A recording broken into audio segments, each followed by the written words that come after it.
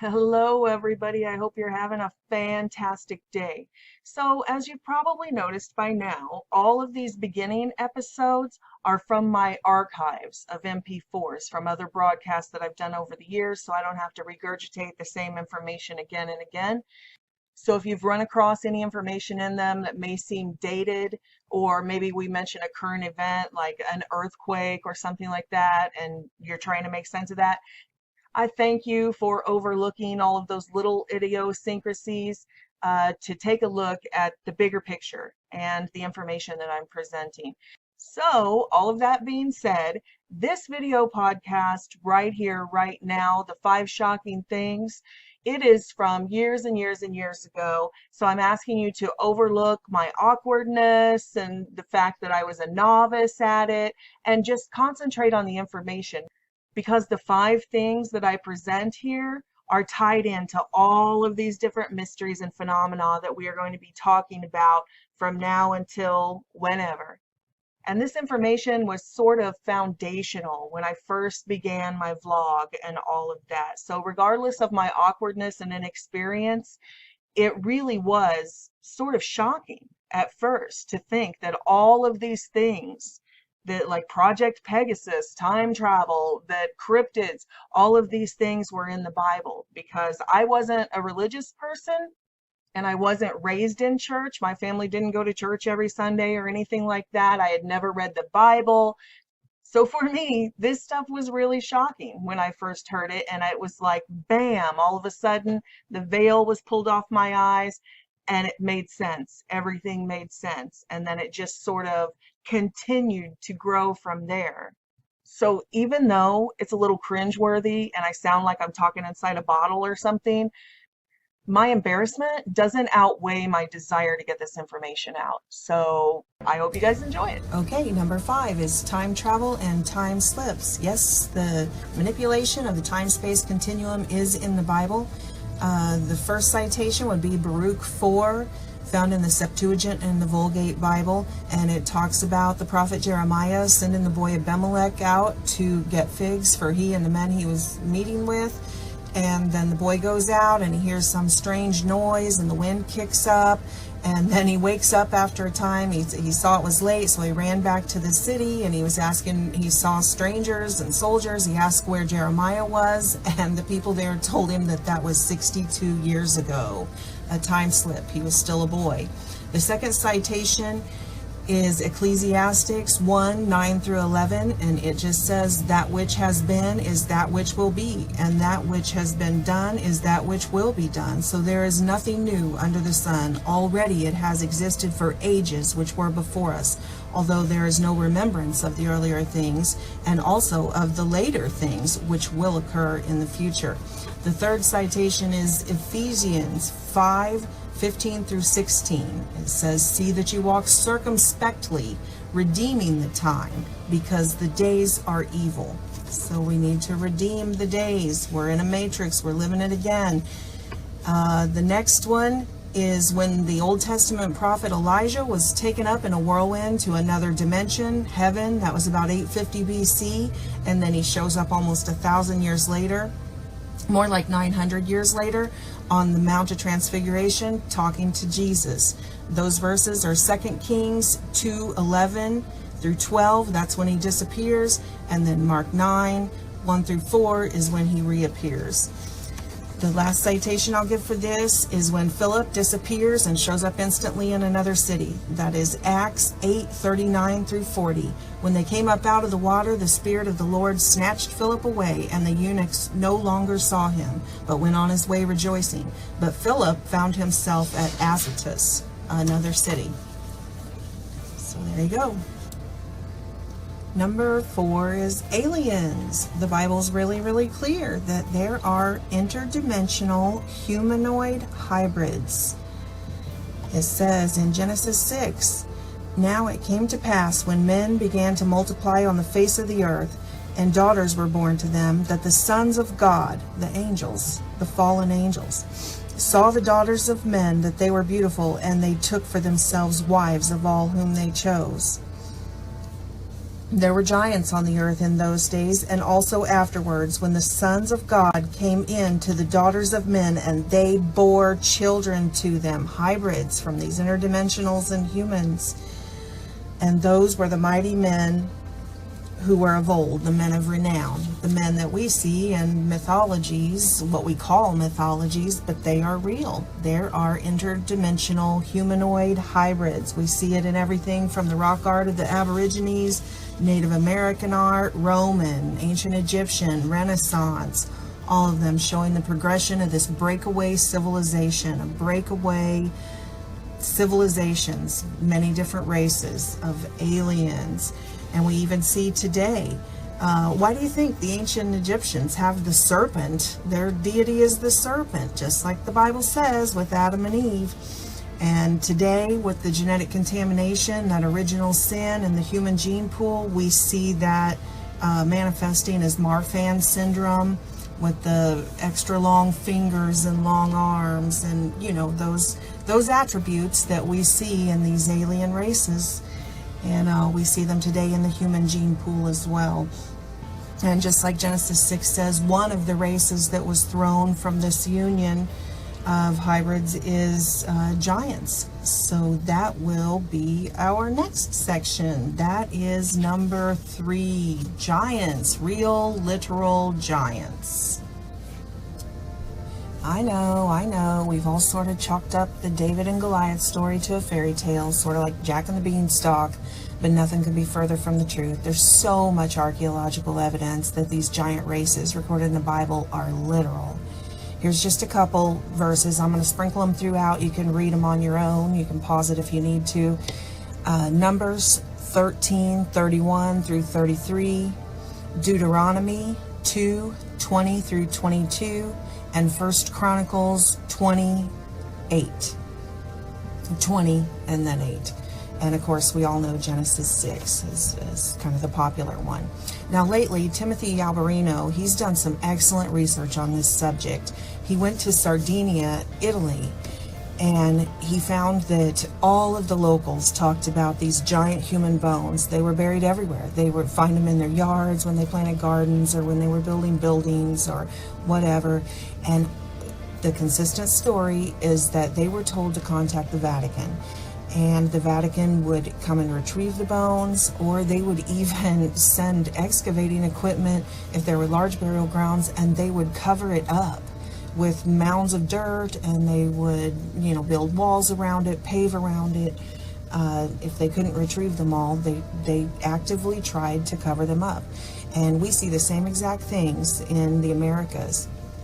With the Smithsonian, there were so many of the miners during the 1800s, early 1900s, that recovered these giants, a lot of time red-haired giants, and they'd find them in caves and caverns and catacombs when they were mining, and they would turn them over to the authorities, and they would, once the Smithsonian got a hold of them, they could never find them anymore. Family members have tried to trace them. They can't get any information. So they've been secreting the evidence of these giant humans, giant humanoids.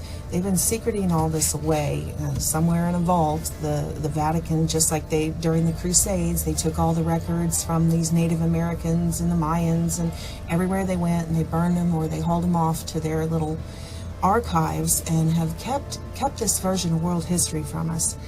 And so I don't know why people have such a hard time believing in humanoid giants when we see dinosaur bones. We see that we can accept the fact that giant reptiles pretty much dominated the earth at one time, but we have this problem for some reason with the giant humanoids. But it's true. It's all true.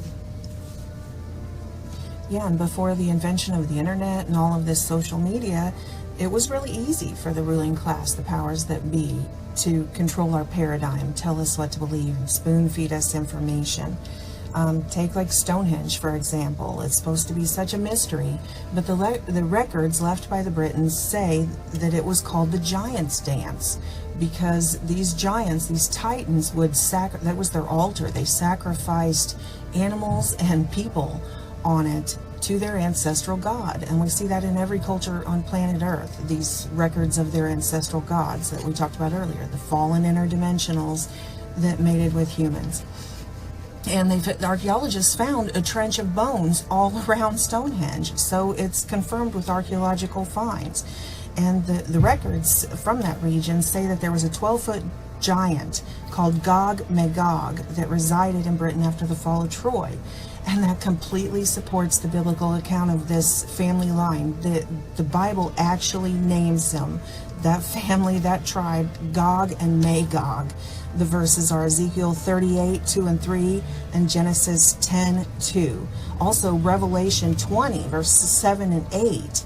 Now, that's something that talks about this remnant tribe of giants will be back in the end times to be in players, which ties back into this UFO thing we're talking about. These hybrid races, the remnants of these hybrid races that have gone underground and off planet and things like that. Tons of UFO encounters where the witnesses report giants. They say that giants, not little green men, giants. Two examples are in January of 1996, Herzl Constantini, the chief of security, witnessed an alien craft in his field. He reported a humanoid to be approximately 11 feet tall and 5 feet wide, weighing probably 2 tons. The footprints were pressed into the earth up to 14 inches deep. Another one in Russia, in September of 1989, over 20 unrelated witnesses report that 3 9-foot tall giants stepped out of a vehicle that landed in a park in clear view. There were police chiefs, a metal worker, a janitor, school children, lots and lots of witnesses. So these things are true. And we see it in the human gene pool now. We call it acromegaly. And so we see it still pops up in the human gene pool. And this is all just part of that same genetic contamination, that original sin that the Bible talks about, that has been passed down through all the generations of humanity. It's this contamination of the human gene pool, which leads us right into number 2, which is 6 fingers and 6 toes. Yep, the Bible explains it. It explains where this polydactyl genetic disorder comes from. The verses, I'll just put them on the screen. You can pause it and read it if you want. Just a couple of them are 1 Chronicles 26. That Chronicles is what it sounds like. It's the chronology of the ethnicities, and you know, there are books of the Bible that's all they are, the ones we skip over, that are so-and-so begot so-and-so, begot so-and-so, begot so-and-so. It's the record of all the genealogies, the ethnicities as they spread out over the globe. You guys should really read this book. It's fascinating. Another verse is 2 Samuel 21:20. And again, we see polydactyl is a trait that pops up in the human gene pool even today. Some people say Oprah has 6 toes, Halle Berry, Michelle Obama, things like that. You can see all that kind of stuff online. I don't know these people personally, so I can't attest to whether that's true or not. But certainly there are lots and lots of humans. The picture, Alphonse Seiko, he has 6 fingers. I even have people, you know, 2nd, 3rd, 4th cousins in my family line that have had the 6 fingers, or, you know, different genetic traits like that from the Gentile bloodlines. So that's really about it for this one. It's a short one, and now we go into number 1. Yep, you guessed it, it's Bigfoot. Bigfoot is in the Bible. They are recorded as being the descendants of Esau, the tribes of Edom. The verses for that are Genesis 25:23 through 24. That talks about the birth of Esau and how he was completely covered in red hair. Genesis 27:11, that's Jacob asking his mother Rebekah, "Why is my brother a hairy man and I'm a smooth-skinned man?" Genesis 27:16 is where Jacob was trying to deceive his father into thinking he's Esau to get the blessing. and his mother Rebecca helped him, and she covered his arms and the back of his neck, everywhere that his blind father, his father was old and blind, everywhere that his father would touch him, in goat hair, in goat skin, so that when his father touched him, he would think he was a hair-covered man. And these tribes throughout ancient history were always at war. It says that they were driven off the face of from the face of the earth and went underground to live in the catacombs and the underground cities. It says that they were forced into the mountain range. We hear again and again the mountains of Esau, the mountains of Esau. So it's no coincidence that almost all of the names that the Native Americans have for Bigfoot, the Sasquatch, all these different names are areas all along the mountain ranges of America. And of course, you know, we have the Yowie in Australia, and we have the abominable snowman in Russia. So these genetic abominations are recorded in the Bible, and it says that most of these tribes were wiped out through war and through the floods and things like that. But there are still remnants, and we still see them today. People see them today coming to the surface and coming out there. The Bible records them as being great hunters and game eaters and things of that nature, and so do all of the accounts of the Native Americans and such. So that's the big surprise, that Bigfoot is explained in the Bible, and we see that this genetic contamination, once again, the Bible is proven by not only archaeological finds, but by all of the genetic evidence. We do see this trait appearing in the human race still today, popping up in the human gene pool. Now we call the genetic disorder hypertrichosis. And in the older days, you would see people these people would be in the circuses and things like that. Nowadays, you still see them. They are on the internet, on the health sites and things like that. You can see pictures of this disorder, but it does. This comes from the bloodline of Esau and the tribes of Edom. So that's it. I guess what I'm trying to say, the bottom line is that there are only mysteries, there are only anomalies, because we live in a false worldview, because the people in the know have created this fake revisionist history, this paradigm that we live in. But the truth is that there aren't any mysteries, folks. There's only people who can't handle the truth. This Bible is a fascinating book, and it has the answers.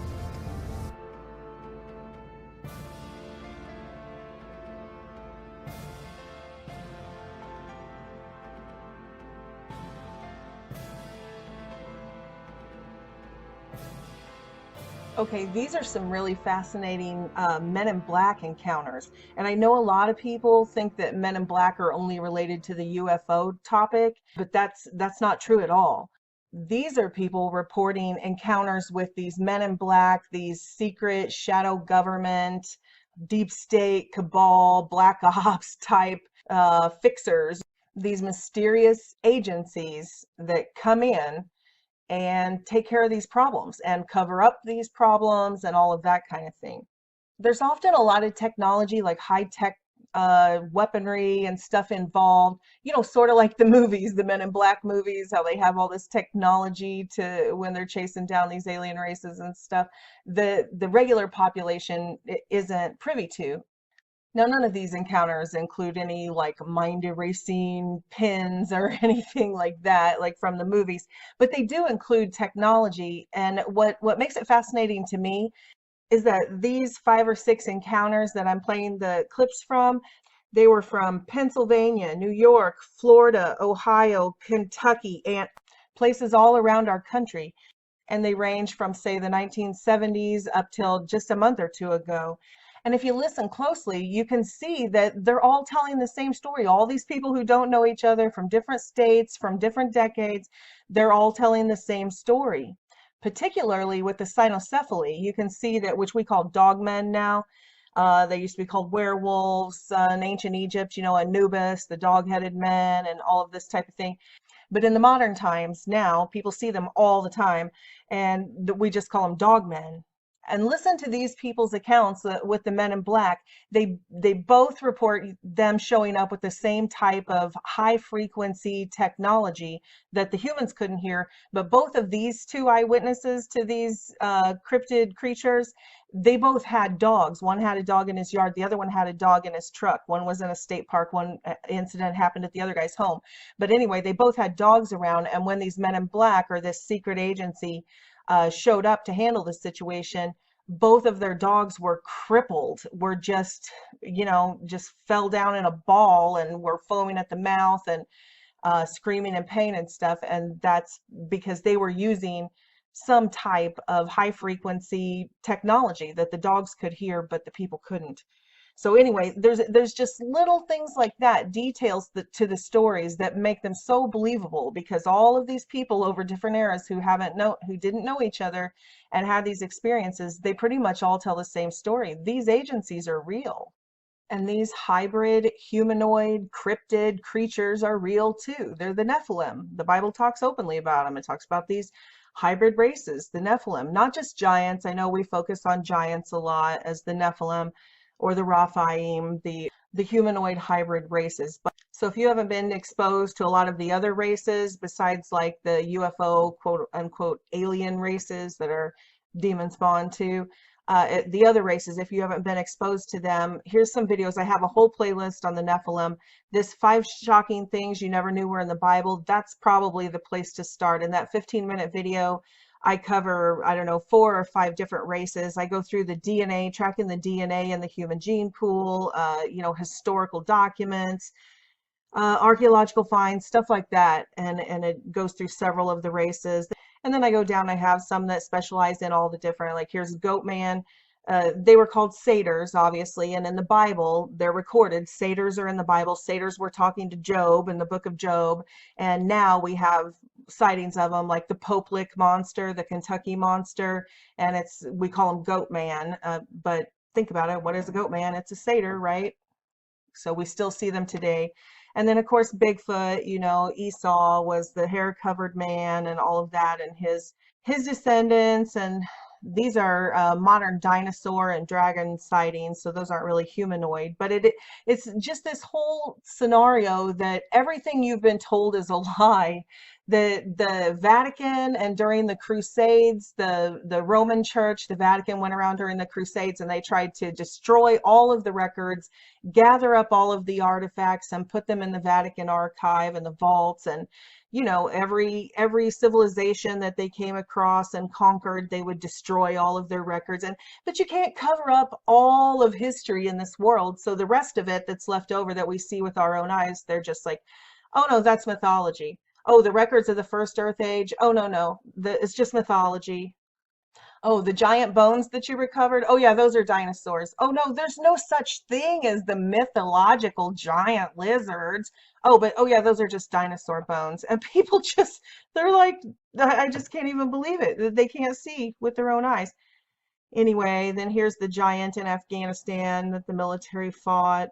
And then, if you get past that, then there's this Biggest Secret Hidden in Plain Sight series. And there's 4, 5, 6 videos in that talking about the peace treaty that we struck up with the Nephilim races and all kinds of stuff like that. But the point is, they're real. Most of the dogmen encounters in modern times are more dog than men, although they are bipedal. But you'll see most of the depictions of cynocephalus from ancient times and Middle Ages, they're more human than dog. They just have the dog features on the head. And you can see that many of these Nephilim races, these Gentile races, were saved. You'll see several saints depicted from the cynocephalus races.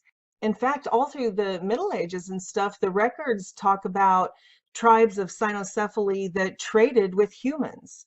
They had specific, some of them made silk, so that they actually had commerce and trade with humans or Hebrews. Although they definitely were recorded even during that time to be fierce warrior types. Like they had a personality type that people knew how to deal with and keep their distance from. But there were still tribes of them living on the surface of the earth, known to all ethnicities of humankind. And I think a lot of people who don't understand the Old Testament and a lot of the translations that have taken, have translated this stuff out or glossed it over, because they didn't want to translate it to say dog man. But the Bible talks about, like, when they went into some battles, God would instruct the leaders, okay, take all of the tribesmen down to the river, and those of humankind who use their hands, who dip down in the water and cup their hands and drink that way, set them aside. And those who lap up water like a dog, those are your fierce warriors. Take those into battle. And the Bible translates precisely to say the lion people of Moab, and it talks about them, even when it talks about the story of Boaz, it talks about her laying at his feet like a pet and stuff. That there's all of this stuff is in there, but because people don't understand the Nephilim, they'll give you giants now. I think we're breaking through a little bit. The Great Awakening is happening, and people are starting to admit that the giants in the Bible are literal, that they were literal giants. And they can hear accounts like the 12 to 15 foot Kandahar giant that American troops stumbled upon in a cave in Afghanistan and had to battle. They can look at that, and probably more than half of the people can accept that. But as far as this kind of thing, the cynocephaly and the descendants of Anubis, and it's a little harder for them to accept. And I get that, but I'm just going to put it out there. I'm just going to tell you the truth, and those who have ears to hear it, and those who don't, someday you will. And part of that is obviously because of the propaganda. You just don't hear these encounters. Everybody thinks, oh gosh, it would be so rare that somebody would see something like this. And no, people see them all the time. People see them last month. People see them last week. People see them all the time. And even shows on the mainstream, like History's Mysteries, and shows like that on the History Channel, I think they've had one dogman encounter, one tribe or one pack of 4, 5, 6 dogman came up on a ranch or something like that. They put in one episode of their many seasons of everything. But I just want to show you this. This is Dogman Encounters Radio. Vic does a great job. I mean, look at this. The encounters are endless. It's just nonstop. Encounter after encounter after encounter after encounter. It's like the Patterson tape of Bigfoot. It kind of makes you think that, oh, like one Bigfoot was seen one time, and so does it exist or does it not? And it's like, what? People have always seen Bigfoot. They're called the Yowie in Australia, the abominable snowman in Russia, Sasquatch by the Native Americans. People see them in the swamps of Louisiana. People see them in Florida. People see them out in California and Oregon. And, people see them all the time everywhere. There's a gazillion encounters, people giving their testimonies online. So people think this is rare, and it's just never ceases to amaze me how they're able to hide secrets in plain sight. Like, we see all this stuff with our own eyes. Everybody sees it, and yet because they told us, because the powers that be told us they don't exist, we're willing to just dismiss or pretend that this is part of our world. These are creatures in our world, and people see them every day, but we're just, I don't know, people are so brainwashed. They just refuse to listen to other humans. And then people self-censor because they don't want to be made out to be the village idiot, or, just read some of the comments on my channel and see how abusive people are. They're just brutal, absolutely brutal. So, I'm not going to self-censor. I'm just going to tell you the truth. This is the truth. These are all my brothers and sisters here. And these aren't young kids wanting attention, 16, 17-year-old kids. I got a story. I got a story. No, these are like 75-year-old grandmas sitting in a rocking chair trying to tell their story on here, and their voice just cracking and them having to take a break because they're so traumatized by what they saw when they were 9 years old walking to school. These are real people telling their real stories. So, I suggest you go all the way back, hundreds of episodes back to the first episodes, and listen to some of these people. There's no doubt these people are telling the truth. Anyway, I'm going to get to it. I will put the links below. These are coming from here, Dogman Encounters Radio. Vic does a great job. One's from Brent and Salwin's channel, Mysteries to Solve. He's a Christian brother, wonderful man. And a couple of them are from Oklahoma Cryptid Brothers Investigations. They do investigations outside of Oklahoma, but they're the Cryptid Brothers. Also a wonderful Christian family who started it up because they themselves had an encounter, and they thought there was a need for this type of thing, especially, to help people understand how both can be true. How can cryptids be true and the Bible be true too? Anyway, this video is specifically clips about the Men in Black encounters surrounding these cryptid encounters. So it'll be clips about that. If you want to hear the full stories of the actual creatures, I mean, there's a little bit of that in this video, but they go into depth. If you want to go into depth and hear the full stories of what they encountered creature-wise, the links to the full videos of the full encounters and the interviews will be down below in the description box, and I encourage you to check those out because they're fascinating. And she said, something's going on with you. You need to tell me the truth. What did you see in those woods the other night? And I said, okay, you're not going to believe this. And I sat down and I went through what I had told her, just as I had told you. And it scared her. I left out some details, that's for sure. But I explained to her what it was, and I said, I don't know what I'm supposed to do. I don't want you going outside. I don't know what to do yet. And she said, you need to call the police. And I said, honey, the police aren't going to do anything. They're going to look at me like I'm an idiot. They're going to tell me to lay off the weed or something. They're going to tell me to lay off the drinks. I don't know what they're going to say. So finally, a little more time went by, and I thought, you know what? I am going to call the police. I'm going to go through, and I'm just going to let them know I've got something in the woods, some type of rabid dog. I think that's what I'll go with, I said. So I call them up, and I say, this is what's going on, to at least get them to come out. So Kiowa County Sheriff shows up. It's a small town, so I know him personally. He shows up. I explain to him, this is what's going on. He comes over with a couple of DEC officers. They pull in the driveway. I say, hey, how you doing? And he goes, not much, Brandon. I mean, like I said, small town, first name basis. He said, what exactly is going on? And I said, can I talk to you privately for a minute, please? And he said, of course. And he told the DEC guys, who I've never met or seen before, hang out there for a minute. And I pulled him aside and I said, listen, I had an incident with Gino the other night. And I sat down and explained to him, and I said, what I'm about to tell you, you got to promise me that you actually look into it and you believe me. And my reputation of I'm not a big drinker. I stay away from any of that type of stuff, really. I don't mind a few beers once in a while. Nothing wrong with that. But I like to stay in control. I like to know what's going on around me. And I've built my reputation on being able to be heard and understood and believed. And this was just completely out of character for me to be able to explain. But I did.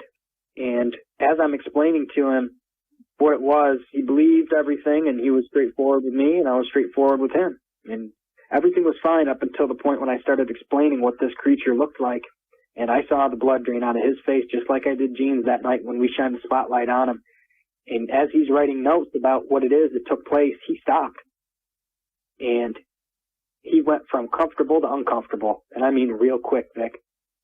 He closed his little book, and he looked at me, and he said, are you sure that's what you saw? And I said, I'm 100% positive. And he goes, all right, sit tight. And he goes back to his vehicle, and he makes a phone call. And he comes back, and he says, I think we can have this dealt with. He said, I'm going to come back tomorrow, and we'll do something a little bit further on this. And I said, what's going to happen? How are we going to deal with this? And he said, I'm not sure. And it looked like he had known what it was that was going on, because he obviously was familiar with a scenario that's similar to this. He called somebody. I could see the look in his face that he was terrified as well. Maybe he was reliving a situation that he got into, an encounter he got into. I don't know. I can only speculate on what was going through his head. But I knew that he was familiar with what it was that I had spoke to him. So he makes the phone call. Fast forward to the next day here. Nothing else happened that night. I didn't hear any more screams, nothing. Now, we get to the next day here, and the sheriff pops back over. Now, he's got this van or big enclosed truck thing with him, all black. And he's got this guy with him. He pulls in front. The other vehicle, this big bulky looking thing, pulls in behind him. And I see him on the cameras, because I got cameras all around the house. And when you pull in the driveway, it's got sensors on each side so that you can hear the ding inside the house and know that someone's pulling in the driveway. And I see the cameras. I see these vehicles, and I'm like, okay, they're here back again to deal with this incident. I'm like, perfect. I said, I'll be back in, honey. I'm going to go handle this. So I go out. He comes out and says, hey, this is so-and-so. I don't even remember at the time. I was just completely distraught because his outfit looked like some type of military uniform or some type of military unit. But I'd never seen any of the badges on there. There wasn't any writing. It was just this weird symbol of a badge on there. It wasn't anything that I was familiar with. And I shook his hand, and he said, you're Brandon? I said, yeah. And he goes, run by me again exactly what had happened. So I took a couple minutes, and I explained to him in general what it was that was going on. At that point, I can see he's got a pistol on his hip. And at that point, he motions over at this wave or whatever, and I look over. Now, 5 more of the same type of people, the same type of outfits, gets out of this black van truck thing. Now, as they get out, they all have pistols on, and they have these strapped, what looks like some type of smaller machine gun, SMG, maybe even fully automatic firearm hanging around their neck. And I mean, these guys are some type of professionals here, some type of government professionals. I've never seen anything like this in my life, and I'm very familiar with all the military outfits and uniforms. I've never seen this. So they come out, and they come up, and he goes back over and talks to him, and now my wife's coming out, and she's going, what the hell is this? What is going on? And I said, go back inside for a minute. I'm not sure yet. And I talked to the sheriff, and I said, what's going on here? I said, what is this? And he goes, they'll handle it. They know what to do. And I'm thinking to myself, okay, I've got a lot of questions right now. I don't know who these people are. What's going to go on? Are they going on a hunt for this thing right now? That's all I can think of. They're strapped up like they're going to World War III. You know, so they come back over. He said something to them quick there. I don't know what it was.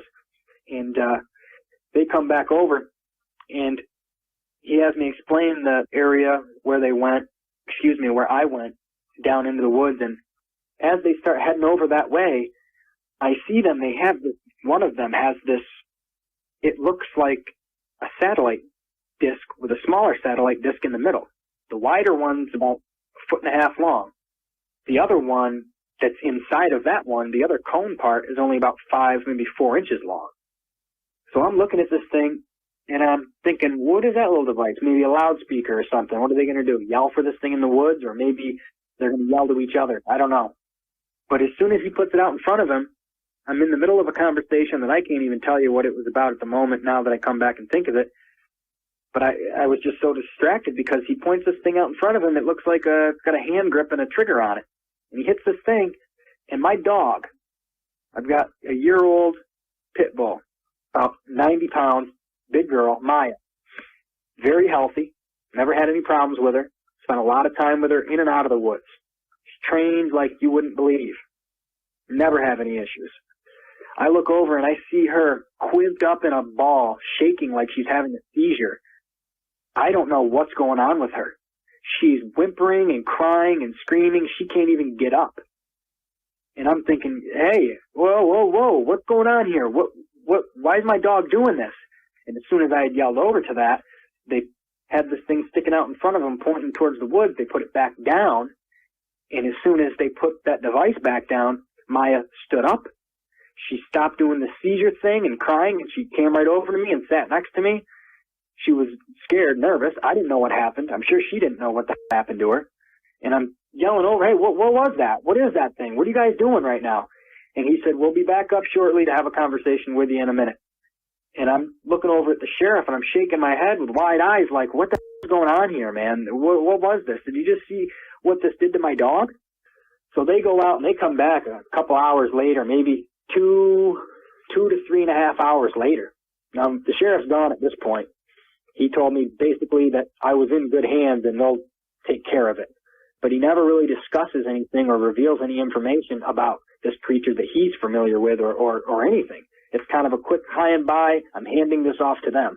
Now, these got to be some type of government people because I've never seen this outfit, as I said before, and they had some type of devices and things that I'm not familiar with.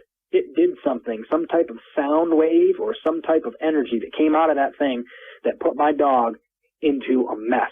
I didn't hear it and I didn't feel it. It must be something only that animals or dogs can hear.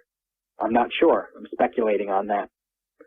So they come back about 2.5, 3 hours later, and they knock on the door. I see them walking back up in the cameras because originally when they had gone to leave, they jumped back in the vehicle after they pointed that thing out into the woods. They went back in the vehicle and they drove it down the dirt road. So they come back. I see them pulling back up, and I said, so what's going on here? What did we figure out, guys? And the other 4 are over in the woods. They got a couple bags with them, I see, too. So they're over near their van, and I'm talking to this guy, and I said, well, what outfit are you guys with? And he ignored my question, and he said, I got to ask you a couple questions. And I said, okay. So we ran through some things, and a couple of these questions that he asked were, did you take any pictures that day? And I said, no, it was the middle of the night pretty much. It was 8:30, 9:30 at night. And he said, are you sure? And I said, yes, I am. And he goes, okay. And before he had left, he had asked about the deer cams and things before they had went in the woods, and I told him that I got about 30 out there. And he goes, okay. So we went through a conversation of asking if I had what I had come to realize, any physical proof of this creature, which he obviously didn't want me to have. And, you know, I'm no dummy here. I could see that they were looking to see if there was any type of proof of anything, and they wanted it in their possession. Now, come to find out, they go to leave. They say that they'll talk to me, you know, shortly. We'll make sure that we get in contact with you. As for right now, you should be all set. And I said, what does that mean, all set? I have a lot of questions here. I need to know what it is that's going on, and I need to know right now. I'm concerned about my well-being, my family's well-being, and all of my free time is spent in the woods. I can't even go back in there right now unless I know what it is that's going on. You know, I need some answers. And he said, we need to look a little further into this, and we'll get back in touch with you. For right now, you're all right. Just sit tight. And I said, okay, I don't know what that means, but I'm trying to get more out of him. He won't give it to me. And I want to know who these guys are and what it is that's going on. They're obviously on my team, but they're hiding something. Because to ask if I had anything, if I have this, I have that, you know, they wanted possession of it. So next couple of days, I get the courage to go out, and I end up going out there all strapped up like some type of Army vet. I get out there, and there's a couple of the deer cams that I've got next to the edge of the woods. Now, I can see the dogs going back outside. I can see over the next day that the cows are back up next to the edge of the woods. And I'm thinking, okay, I feel a little bit safer. And obviously, daylight, because you can see what your surroundings are, you feel a little bit safer. It's important to always be aware of your surroundings, especially with finding out that there's more creatures than you originally knew were on this planet. So I get out. There's a couple deer cams close to the line of the edge of the field and the hedgerow, and I don't want to go too deep in there. I'm not ready for that yet. But I pop a couple of them open, and wouldn't you know it, all the SD cards are gone. Every one that I had checked on the edge of the woods. Now, I have to check the other 20-something, but I can bet you any amount of money, okay, I'll bet you my favorite fishing pole, that all of them are gone too. There is no way that they said to me, do you have any deer cams? How many? And all of a sudden all the SD cards are gone? Let's get real here, guys. There's no way. We're sitting there, and this thing is doing, you know, getting excited, and then it turns and looks right at us. I mean, it looks right at us, and it's got like a surprise face looking at the kids doing this, and when it looked at us, it kind of got a little mean face, like, you know, like, kind of, you know what I'm saying?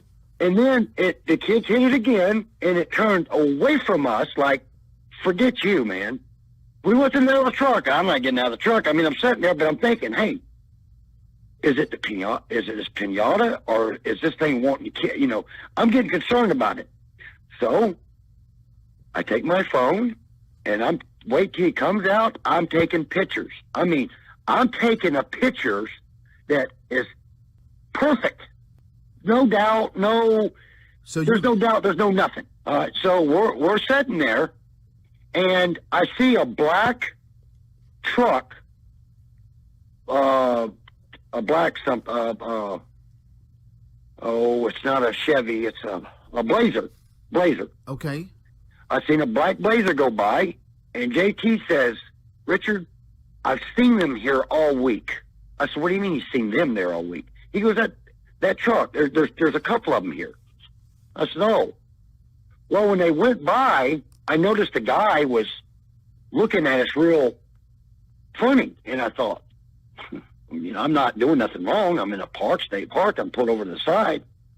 And then another one come by, and it was a lady in it. Two different people, windows down, looking right at us. So I've got a bird dog with me, Buddy, and the truck come back around. I seen it disappear, and it turned around right around the curve, and it come back to us. And I'm fixing to get out and say something to these people, like I'm getting concerned right now. Well, when the truck comes back up there, my dog starts like hollering and shaking his head and hollering, and this thing drops the limb and books. I mean, books. I'm thinking, what the hell? What's this? Why is my dog? I mean, it's kind of like hurting. Like my dog's hurting. Something's wrong with his head. He's shaking his head and he's kind of hurting. He's whining real bad. I'm sitting right here with my dog right now, and I'm thinking, what the hell?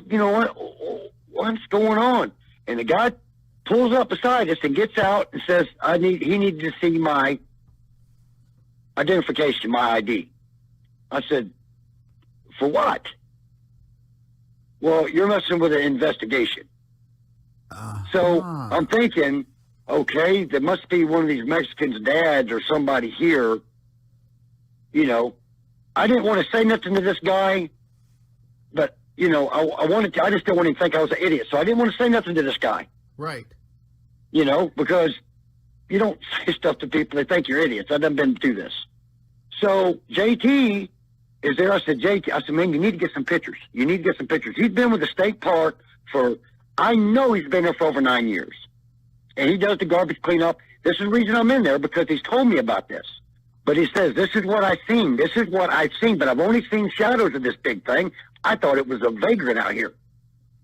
But it wasn't. It was this, I don't know what you want to call that. It's something. It's a grilled dog, or I don't know what it is. But what happens next is I back up, I back into the turnaround, I go back to the entry of the gate, and we pull in. As soon as we get there, the guy, he's got my ID. I'm going to get my ID. I had to go up there, get away from there, follow him. I'm thinking, okay, some of them people, bad people there, I guess. That's what's going on. And as we're driving up there, JT says, hey, what does he mean investigation? These people ain't here every day. I'm here. I've never seen these people in my life. But maybe they follow the people there. We're just making this in our head. It's a couple miles. It wasn't far. I said, well, we're fixing to find out anyway. So we get there, and he says, you got to, what's in between your seats there? I says, my laptop. He goes, I need to have that, please. What? I says, no, my laptop. I said, where's my laptop? What do you mean? You need to talk to me before I give you anything else. Give me my ID back, matter of fact. I'm getting a little aggravated with this guy. Well, I'm sitting there running, jawing with him, and then the lady comes back, and then my dog starts that screaming and stuff, and I'm thinking, what the hell?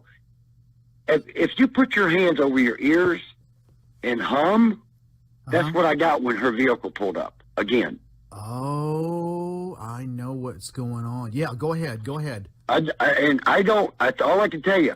And when she reached up and shut whatever, my dog stopped. I mean, my dog's dripping. My dog's foaming at the mouth and everything. This is not cool. So I know what's going on in the vehicle. Something's in there, something to do with the vehicle. I don't know what. Yeah, I've heard about this, but go ahead. Okay, I've never heard about none of it. I'm dumb to all this. So, but anyways, what happened is he's got my phone now. He's trying to get my laptop, because it's a picture. I can take pictures of it with it, but I did not do anything with it. I never even grabbed it. I was going to, but I didn't grab it. But I'm not thinking any of this at this time. I'm thinking I've done something wrong by parked there they're after these Mexican guys or women or whatever. I'm thinking they're in drugs, something stupid, I'm thinking. Right. So he takes my phone, and he's trying to get my man. Listen, you're not getting nothing else from me but handcuffs on me, because we're fixing to roll around here. You're not just, who are you, and what do you want with me? I told him who I was, and blah, blah, blah, and You know, there's not, I've done nothing wrong. I don't do stuff wrong. So you got the wrong, you're in the wrong field, buddy. You're at the wrong person right now. He took my phone and they took my SIM card out of my phone and give me my phone back. Took my SIM card out of my phone. Right in front of you? Right, no, with their backs to me. They stepped by the thing like they was reading, like they was looking something up on me, and they wasn't looking nothing up on me because there's nothing to look up on me. He wanted your photos. He wanted all your contacts and who you've been. He got all of my stuff, took it, and then when he handed me my phone back, it was off, and I thought, what's off? And I pushed it on, and it come on, and it said, no SIM, or no FM, no, it meant it's no SIM card, what it meant. FM or IM or something. It come up with a thing on it. I said, what the hell is this? You know, what's going on? I tried to get, it didn't have none of my stuff in it. Nothing. So at that time, I said, hey, I don't know what you do with my phone, but you better fix my phone. I mean, I'm coming strong. Then they pull the little things out of their shirt and drop it down and said, listen, no one would believe anything you would have to say anyways, so why do you want to go any further with this? And then it just dawned on me, he's got my phone. Is this what this is about? I said, is this what this is about? This what I was doing with my camera? He goes, don't play dumb. Well, how else would I play? I don't even know what you're talking about, you goof. I mean, it's off the wall with this. This is in the middle of the day. What are these people doing? What are they doing? Well, did your buddy have any insight to give you on this as well? Yeah, he lost his job. Oh, really? Yes, he was fired Monday morning. I mean, this guy's going to retire any time. He worked for Williams Garbage Disposal for years. That was my grandpa. That's how I even knew the man. A good man. He's never done. This guy wouldn't hurt a fly. Well, see, and he was just telling me what he done. He showed me. That's all. This is how this all come about to begin with. Well, see, this is what they use. They don't care how good of a person is. All they care about is threatening you. And so I'm up like 4 o'clock in the morning, 4:30, and I'm on the Parkway by 5. And I'm getting on the Parkway, and I'm cruising. I'm just getting on the Parkway, and there's no one on the Parkway but me at that time, especially this far north. Once you get to the city, you get more traffic. But I'm driving on the Parkway, and I see 4 golf ball size orange eyeballs coming out of the wood line off the Parkway. And I'm like, what the hell is that? And I'm looking at these things, and they look like they're at least 7 feet tall from where I'm sitting in my Jeep on the Parkway. So I start to slow down to get a better look. And like I said, I'm the only person on the Parkway. I pull over into the emergency lane to get a better look, and I roll down the windows on the Jeep because the windows are tinted. And I'm looking at these things, and I'm judging them by where their heads are underneath the trees, where the tree line is cut. And they're in a meadow off to my right of my Parkway, off to the Parkway. And they're coming out, and they look like they're walking by Italy. And I'm thinking, you know, it must be like Sasquatches or something coming out of the woods. And I don't, you know, and I know these area pretty good behind the woods that they're coming out of. I didn't think there was that much woods back there because there's a middle school back there, a town hall is back there. So I really didn't think there was that much woods back there. So anyway, as these things are walking out, I can see their heads are like going up and down, like a dog's head would go when the dog walks. So I'm looking at these things, and I'm trying to figure out what the hell I'm looking at. And all of a sudden, they both stop, and they look at me. Now they're looking directly at me, and it's almost like I'm being hypnotized by these things. And then they start running towards me. Now I know this area off the side of the park where this meadow, there's a lot of deers that are up there in the morning grazing and stuff like that. And also these things are starting to run at me.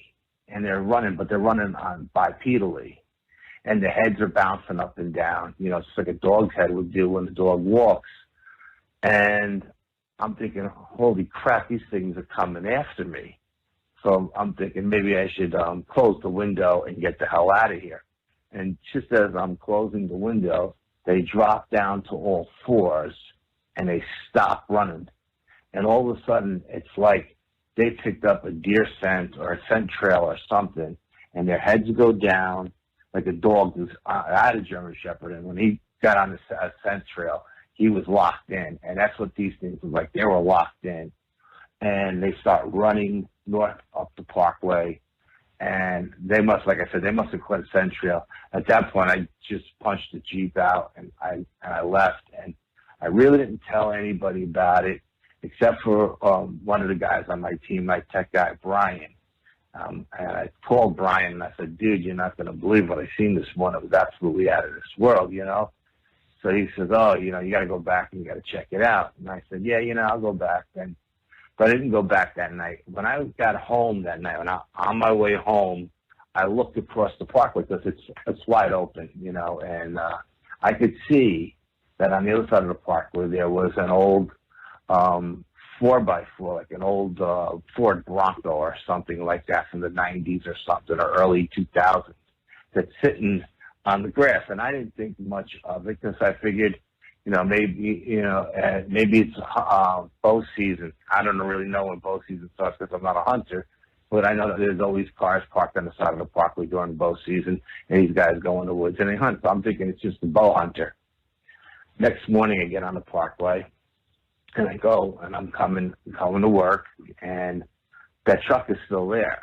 And I'm thinking, wow, this truck has been here all night. And I slow down to get a good look at its plates, and I noticed on the plates it said DEC, which is the Department of Environmental Conservation Officer. So I'm thinking, oh, the Department of Environmental Conservation is here, but I'm not seeing anybody go to the truck. I'm not seeing anybody leave the truck. I don't see anybody in the truck. I'm saying, where the hell are they? Because now this truck has been here for a while. So I go to work, and again, I come home, and the truck is still in the same spot. So now it's got my curiosity. So I get back on the parkway, and I can get off the parkway right after I pass this little section that I can take the back roads to my house. I go by again, and I'm looking into the wood line. And the wood, like I said, the wood line right there is not that big, maybe 100 yards wide. You know, of course, it stretches for miles, but it's only about 100 yards wide. And it was definitely in the fall because there wasn't any leaves on the tree. So it may have even been early October or something like that. So I called Brian up. I called my boy Brian up, and I said, hey, Brian, you're never going to believe this. There's a DEC truck parked there for 2 days. And he's like, oh, you got to go back. You got to go check it out. So I said, okay, you know what? Over the weekend, I'll go check it out. So then next day I go back to work, and the truck is still in the same spot. Hasn't moved in 3 days. That was a Friday. So I come home from work. The truck's still in the same spot. Again, you never see anybody in or out of the truck. You never see anybody around the truck.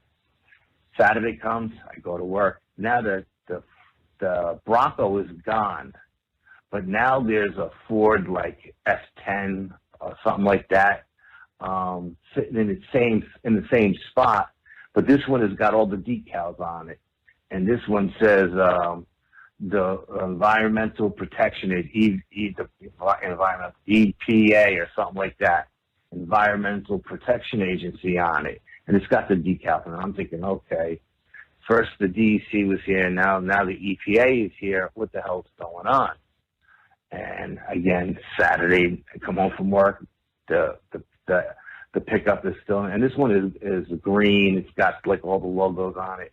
And I'm saying, okay, so I tell Brian about it, and Brian's like, well, obviously there's people in those woods. You know, maybe somebody is camped out. Maybe they're hunting these things. Something is going on. You got to go check it out. So I said, okay. Sunday rolls around. I jump in my Jeep, and I go there, and I pull off to the side of the road. And I go in. I said, okay, you know, I know these woods are not that deep, but now the truck is actually gone. The Environmental Protection Agency truck is not there. But I go in the woods, and I start walking through the woods just to see how, you know, how there could be something that big lurking in this area, you know. And Okay, now this next clip about the raptors, just hang in there. It's actually about this underground tunnel system and how that there are different species of Nephilim, some of them, you know, evil aliens and some of them good aliens, and the wars and stuff that happen in these underground tunnels. And if you're a follower of my channel, you know, like here's a video I did on that exact thing about this administration and all this QAnon stuff, all this stuff's going on, is that they're clearing these tunnels, that there's war going on beneath our feet.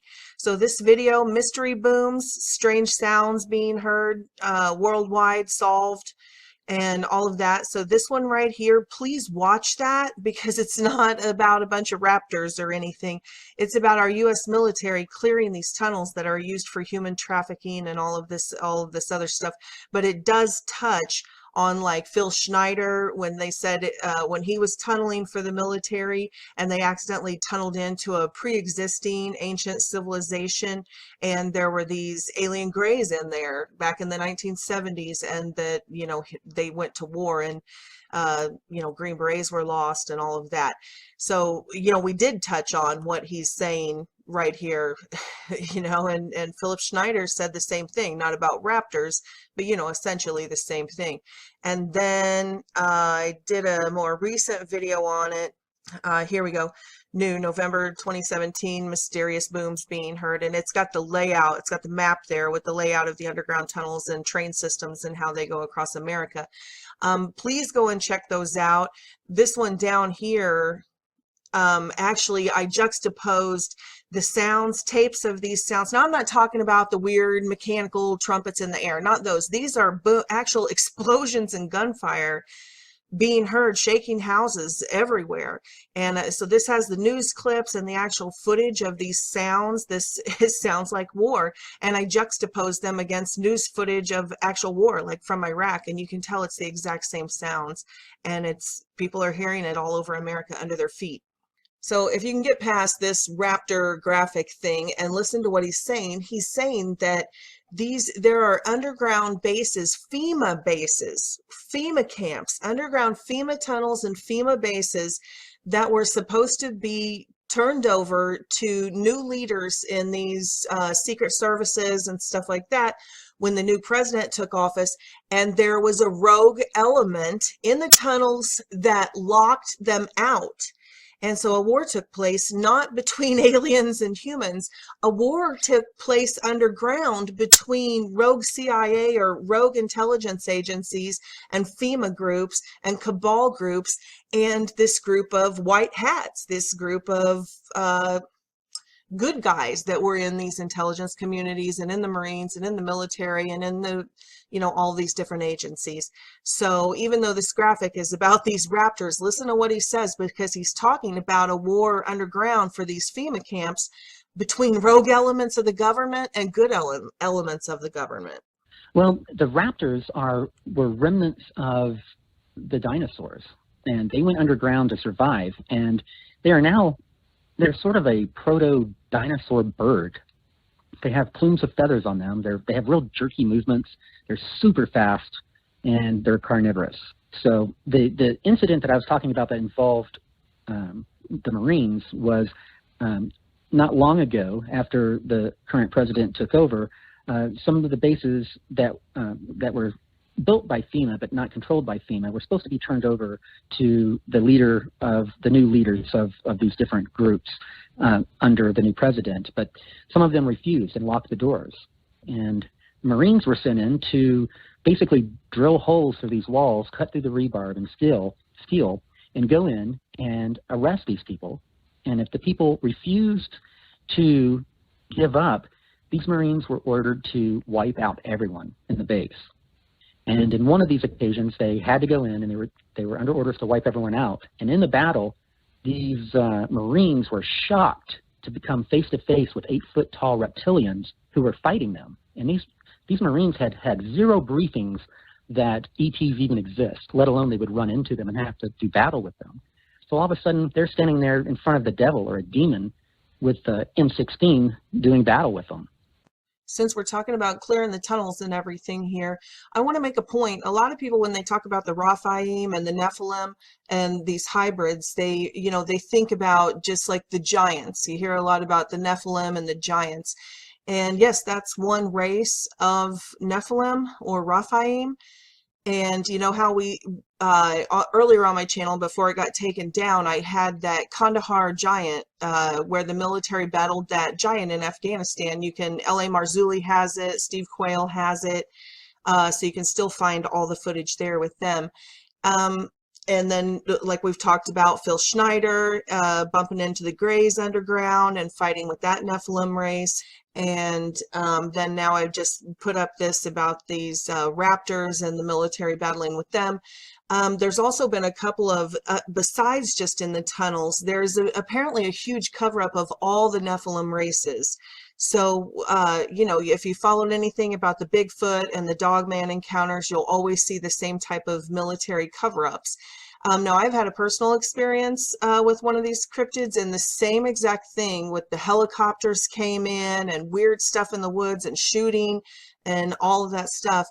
So I wanted to throw these two. It's just like 2-minute clips on each one, but I wanted to throw these in here because I want people to understand that the cover-up on these Nephilim races, that it's not just about giants and it's not just about alien greys, that there are lots of different cryptid humanoid hybrid races, and they're covering them all up. So anyway, here's a clip about the military and Bigfoot. They were on a marijuana farm doing a different military action, and they came across a female Bigfoot that her foot was caught in a bear trap, because the marijuana farmers, they put bear traps and stuff out, to keep the thieves and the police and everybody away. And anyway, one of these cryptids, this Bigfoot, Sasquatch female, was caught in there, and her family was there surrounding her, had come to her calls. And that's when they had called in this team, and they didn't know what they were going up to battle. They thought they were going up to some sort of, drug farming operation, but they were actually brought in to take care of these cryptids. So this is on Brenton Solwin's channel, and he's got some great stories on there. So I'm just going to play this clip, and then I'll put the link below so you can go listen to the whole story. It's fascinating. It's really kind of sad. I'm not going to play it all because it's very graphic, and it's really kind of sad. At this point, when he first said that, did you think that it was maybe people guarding the crop? Yeah, that's absolutely what I thought. I was in the commander's hatch, which is in the middle of the 113. My driver had his head stuck out of the driving, the hole there. And then we had 2 guys in the back where I had them open up the hatch, which is called an observer hatch. And we all had our CVCs on, which is how you communicate over. These armored vehicles are very loud. They're diesel. They go like, wah! And so you have to have the CVCs on so you can talk to each other and hear each other over the noise. And so anyway, I told driver move out. So he moved out, and we pulled up there, and I said, driver, stop, turn on the lights. We turned on the lights, and I'm going to tell you something, man. I saw something that I never will forget. There was, Brenton, when you're seeing this, it takes your mind a good 30, 40 seconds to go, what is that? And then, you figure it out, and then they react, and then you react. So the helicopter's over us, they're blowing, and I'm asking them, can you back off a little? Because, he's blowing the marijuana leaves off, and it's dust coming up, and it's hard for us to see. So by that time, the Humvee had caught up to us, to the 3 guys in there, and then Deuce and a Half pulled up. And Deuce and a Half had the officer in charge. He was the captain. And I was the NCOIC, the non-commissioned officer in charge. So we're looking out there, and my driver goes, what the F is that? Imagine this, if you will. Right in the middle of this field, damn near in the middle, are 4 monsters, 5 really if you count the baby, that I never thought would have existed. But they were covered in hair, fur, whatever. And when we hit them with the lights, man, they were not happy at all. And state police said, go ahead and move in. And I said, what does that mean exactly? And the officer in the deuce and a half said, light them up, boys. And I said, roger that. So I said to the guys in the 113, I said, lock and load. Okay, here's another one. This one was Florida, even though this is the Cryptid Brothers investigation out of Oklahoma. This particular incident happened in Florida, and it's exactly like what happened in Ohio, which was not even the one that I just played. It's really common. So these black SUVs show up, they call in these military units, and they go after these cryptids and remove them, which is exactly what this whistleblower is saying about all of the quote unquote alien races, that they have these teams weeding them out and stuff like that. So anyway, I'm only going to play about a minute or two of this hour-long story. I will put the link below. This is the part about the military coming in, but the story is about a Florida mother who shot a Bigfoot that had come up in her yard, and they had made the mistake of calling the sheriff's department and telling them, and that's when all of this started. So this picked up the next day when her neighbors their dog came up missing, and they were out in the backwoods. It was like 30 or 40 acres. Looking for the dog, but instead they got ran off of their property. They weren't even looking for Bigfoot and or anything to do with that, but because of the Bigfoot incident that had been called in, this military unit was in there, and it goes into, they recovered a body and all of this stuff.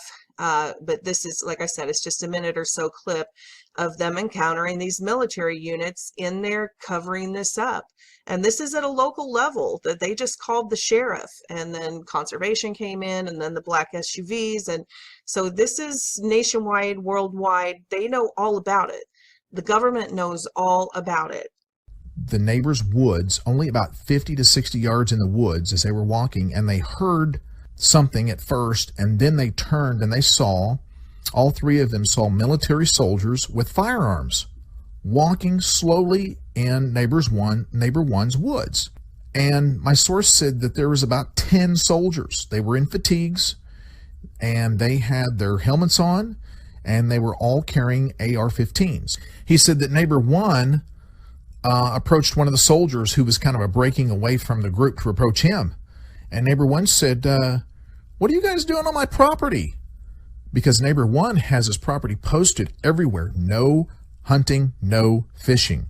Because all of the livestock he has around his property, he doesn't want anyone to come in there and mess with his livestock or his land. And the soldier came forward, was a sergeant.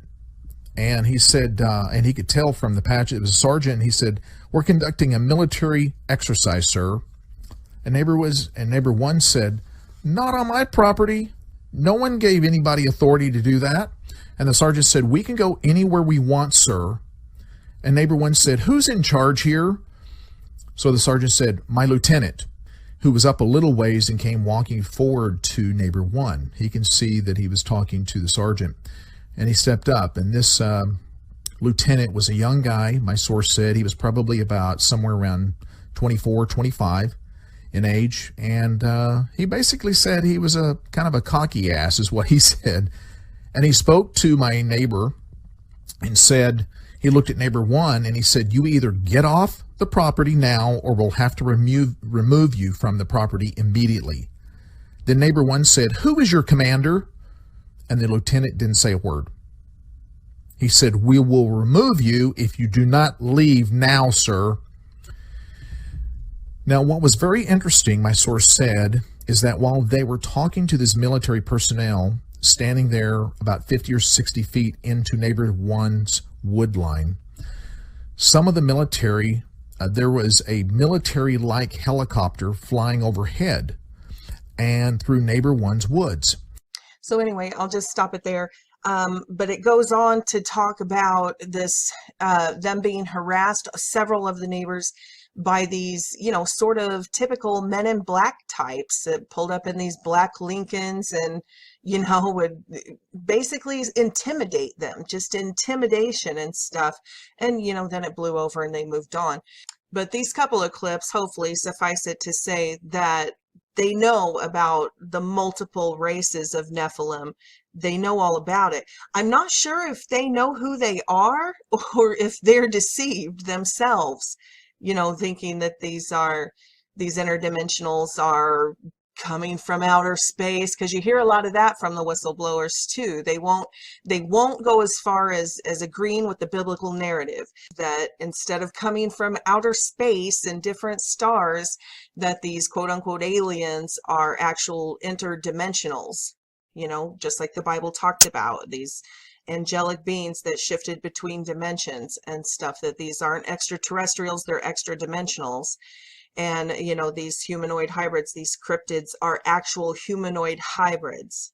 And from that contamination of the human gene pool and all of these Nephilim, Raphaim races that it talked about, not just in the Bible, but in all of the ancient quote unquote mythologies. I mean, we know that the Cabal works with many of these alien races. So, and, they've exchanged technologies for back engineering and all of that type of thing. So I don't know if they themselves are deceived by these demons, or if they know that they're demons and monsters and they're just monsters themselves. A lot of they're psychopaths and sociopaths, they're monsters in the Cabal. So I don't know if there are elements of you can hear like the military and people involved in this. A lot of them didn't even know what they were being sent into. So I think it's probably so compartmentalized that it's a little bit of everything. I don't know. You guys let me know what you think. I'd love to hear your take on it.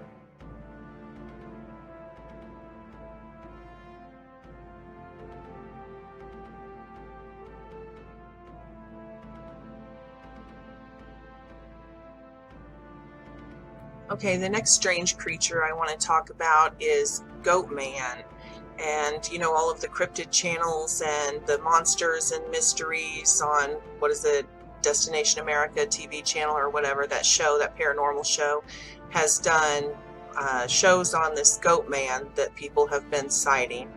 But I contend that, of course, Goat Man is none other than a satyr that has been recorded throughout all of history. And, he has the bottom half is like a goat, and he has the goat's head, and he has a man's torso. It's called a satyr, S-A-T-Y-R. And of course, the most popular or most famous, hopefully not popular, but he is getting more popular these days. The most famous one is the Baphomet, which we sort of see as Satan. And, the satyrs of old, Pan, which was also a Satan archetype. Pan was a satyr, P-A-N, one of the ancient pagan gods, which now has been carried forward as this Baphomet in the satanic movement. Again, all genetic hybrids, all satyrs. Nowadays, Goat Man is what, when people see him nowadays, they call him Goat Man. Oh, wrong skulls. These are for that file. But here's the skull. We have recovered skulls with horns, humanoid skulls with horns. So let's go all the way back to the Bible. What does the Bible say about satyrs? Yep, it records them. It says, "But wild beasts of the desert shall lie there, and their houses shall be full of doleful creatures, and owls shall dwell there, and satyrs shall dance there." Satyrs. And this is Isaiah 13:21, Isaiah 34:14 essentially says the same thing, talking about satyrs. And in Leviticus, it flat out calls them demons. They are goat demons. Leviticus 17:7, and the Lord says, "They shall no longer sacrifice their sacrifices to the goat demons, with which they play the harlot. This shall be a permanent statute to them throughout their generations." So he was forbidding them, the humans, the Hebrews, the humans, from continuing to worship these goat demons, which we just looked at. They are these satyrs. These goat demons right here, satyrs, hybrids, humanoid hybrids. So if you want to, the most popular one where there is a small population, or at least some of them, is the Pope Lick monster. That is the Kentucky. This is half man, half goat, Satan spawn. Now, I'm not saying all this stuff that you see on the internet is true, but I am telling you that there are multiple records of this Pope Lick monster and the Kentucky goat man. So you can Google that, the Kentucky goat man, the Pope Lick monster, stuff like that, and you can see, I think it was Monsters and Mysteries, you can see the modern day accounts on here. Since Monsters and Mysteries is a syndicated show, I don't want to run the clip because I don't want to get a copyright strike. But right here, there's a clip of it right there, and these people are all eyewitnesses of this half goat, half man satyr. So they were around in the biblical records, they were around throughout history, their statues are, all sorts of documents talking about them, the Bible talks about them, and people today, right now, are still seeing small remnants of these Nephilim hybrid races. So if you want to hear more about modern day encounters with these satyrs, with these goat men, again, Linda Godfrey is kind of the go-to gal on this subject. Besides American Monsters, she has, I think it's called Monsters Among Us is her newest book, and tons of other books. She has tons of other books. So anyway, Linda S. Godfrey, you can probably just search her on YouTube and listen to her interviews to find them. And then I want to put my link, I'll put my link to Strange Creatures again below, because this is part of a series that I'm doing. And then also I'm going to put this link to, I know this says time travel in the Bible and Bigfoot's explained in the Bible, but just the first section is about time travel on this 5 shocking things you didn't know were in the Bible is actually the video. And if you go past the time travel, it goes into all this genetic hybrid stuff. And that's important because there are other stories like the Jersey Devil and stuff where these women, human women, are giving birth to creatures that have hooves and different things. And we see in modern times people born with tails still, people born with the double rows of teeth, people born with giantism, with all of these genetic traits from the contamination of our human gene pool, hypertrichosis and stuff. And that's what this talks about. Now, one of the stories with the Jersey Devil is that she didn't give birth to a creature that went off on its own, but that she gave birth to a child who was essentially normal but had hooves. And they amputated those hooves. And so the nurses, and back then in that era, they had the old time doctors and midwives who came to the house. And so the story went out from there that she had given birth to a devil child because the child was born with hooves, but that it didn't turn into a monster and fly off and live in a barn or anything. It all spawned from this story because the midwives and the doctor had seen this child, human child born with hooves, and they had amputated the hooves, and the child, lived from then on, but in seclusion. And that's one of the stories of how the Jersey Devil tale legend began. So I think that's interesting about the genetic hybrid condition, and that's what this video is about. If you watch it, that this contamination of the human gene pool still pops up in our modern times. So I'll put that link down below too. That might be worth a watch for you guys. Okay, thanks a lot. Love you guys. God bless you.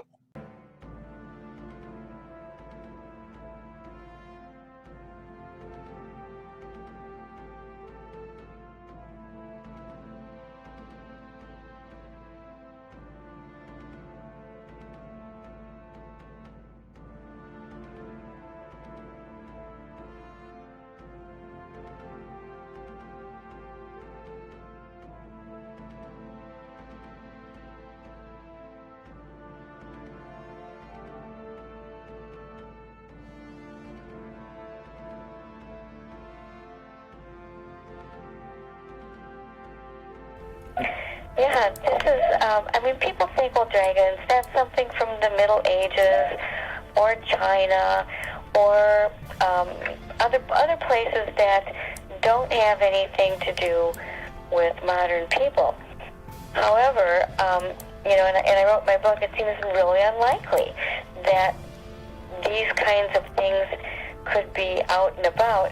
To me, they often sound as much like what you might think of as a gargoyle, a little bit differently designed sort of creature than what you think of as a medieval dragon.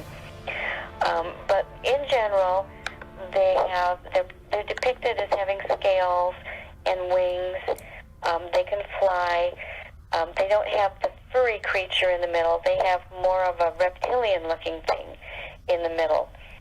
And I've had actually some people from Wisconsin who've reported these things to me.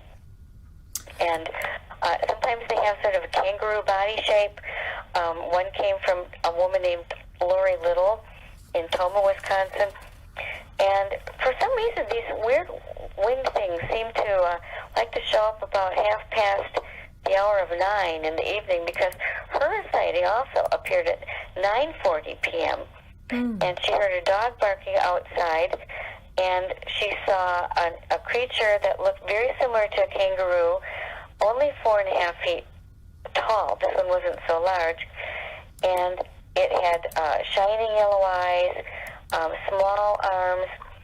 This one was a little more like a deer. I shouldn't say that all of them look like reptilians, because this one wasn't exactly. But she said it wasn't a deer, it wasn't a dog, it wasn't a goat, or anything she could think of. And it was in her yard, and it disappeared. She went in to get a flashlight or something, and it was gone when she came back.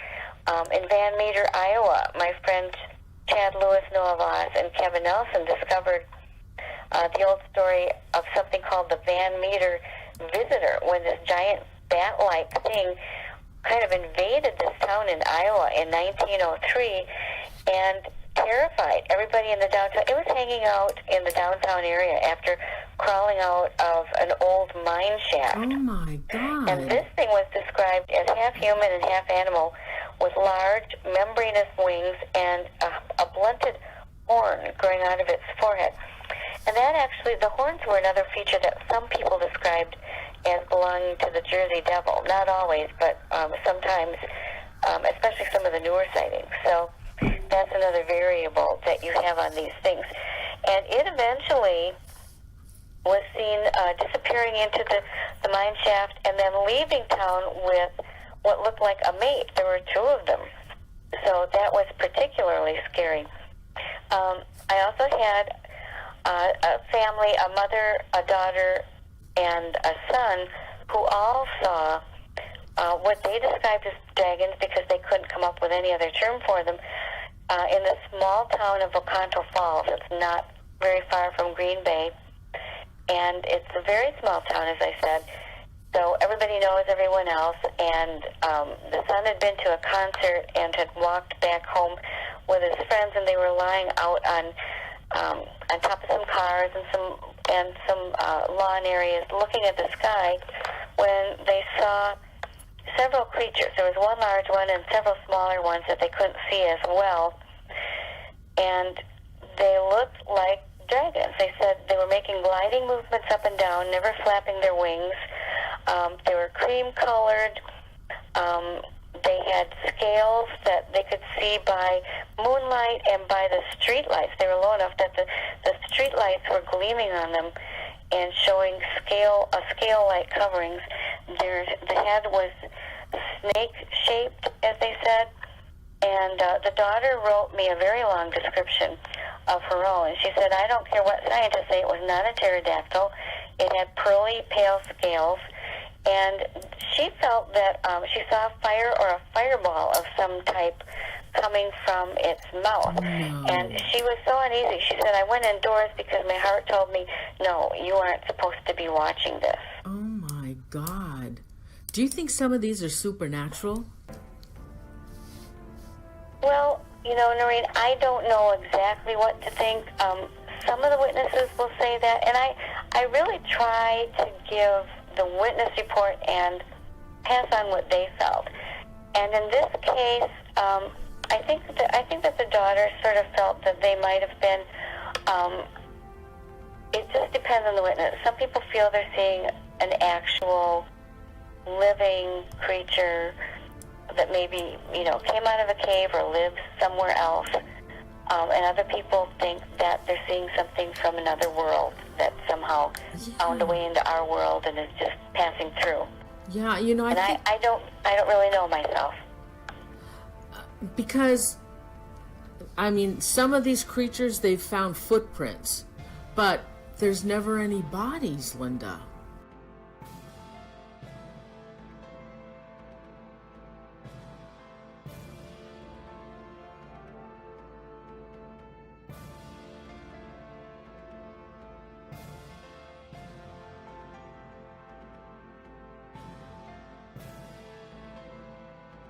What about dragons?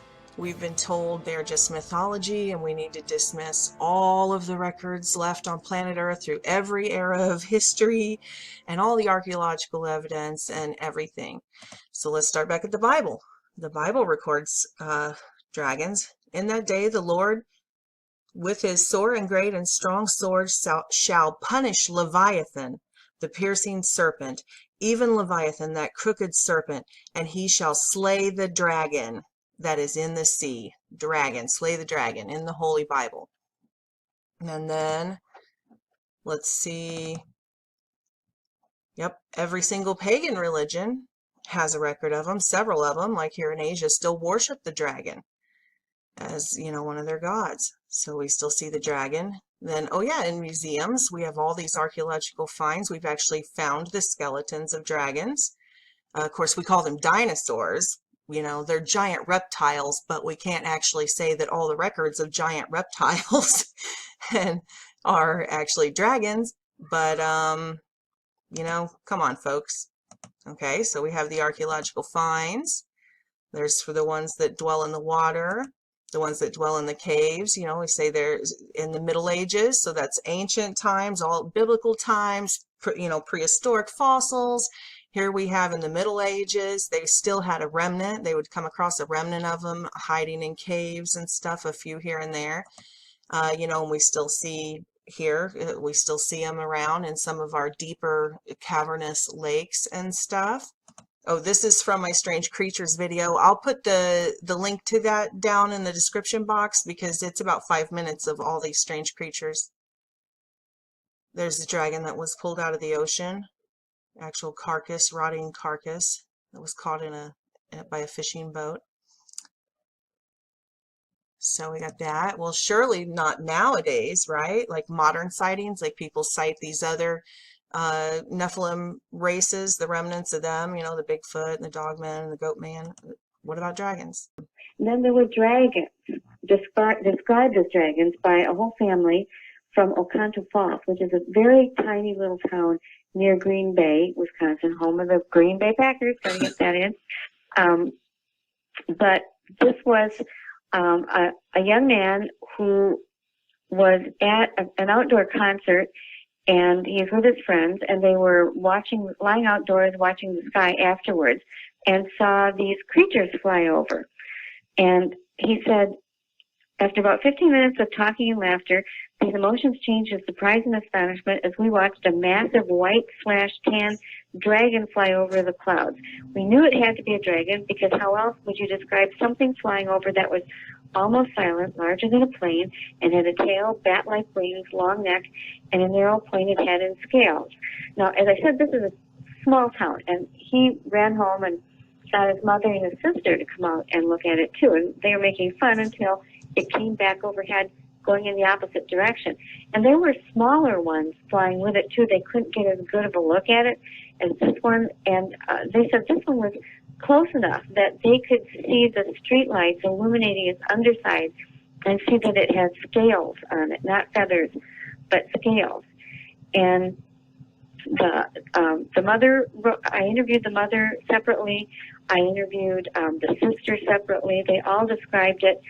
The mother actually drew a kind of an outline type sketch that I've got in the book. And they described it also as having a snake-shaped head, a long pointed tail. Anyway, that's Linda Godfrey. She's been researching these sightings, these strange creature sightings all around the world for over 26 years. That's one of the stories from her American Monsters book. I think it came out in, I don't know, 2014, 2016. So again, we've seen these things. They've been recorded in every era of history, from even before history was recorded, prehistoric fossils, to the present. How can we still say this is mythology? Folks, we've been lied to. It's got ancient legend, it's got modern sightings. It's one of the best known monster stories in the United States, I believe. And the weird thing about it, in my mind, is that, it certainly doesn't look like any kind of known animal. It's a weird mixture. And in my book, I compared it to this puzzle that my little grandson has, where it's got heads of different animals, bodies of different animals, feet, and then you put them together and you can make all these crazy looking combinations. And that's sort of what it seems like might have happened to the Jersey Devil. Now, the first sightings started in what, in 1909? Something like that. There's actually an older legend. It had a real wild spree in 1909, but it was already known, and it isn't necessarily true that these two things are linked, but this was way back in 1735, which is, almost 2 centuries earlier. The Pine Barrens had this legend of a woman named Deborah or Jane Leeds, whose 13th child was a monster and has killed the family when it was born, ran into the Pine Barrens and hid out, made screeches, would steal livestock. It was also known as the Phantom of the Pines. And then in 1909, this rampage of strange killings began. And right away, people thought of that old legend, of the legend of the Pines. And what do you mean killings? They were killing animals, people? Yeah, there were lots of, there were animals found dead. It was killing pets, and I'm thinking that most of the killings were farm animals and that sort of thing, or pets. But it was very strange looking because it resembled partly a kangaroo, yet it had wings. It left footprints like hooves, and then it had the head of a dog and a forked tail, kind of like a reptile, and then on its front feet it had claws. And in 1909, it supposedly was seen in 30 different New Jersey communities in mid-January, which is a time when usually isn't a great time of year for monsters of any type. But in Haddon Heights, for instance, in New Jersey, it ran past a city trolley, and all the passengers on the trolley saw it and said it looked like a kangaroo with wings. And police were hunting this with bloodhounds. In Camden, a civilian group of eyewitnesses saw it, along with a police officer who also observed it drinking from a horse trough. And he actually fired his gun at it. Oh my God. But either he missed or it didn't faze the creature. Sometimes that happens with these kinds of monsters. The same thing happened in Bristol, Pennsylvania, and also in that city, the firefighters got out their pressurized water hoses and tried to, intimidate it that way, but it still got away. So, and after I was just going to say, it seemed to disappear back into the Pine Barrens after that.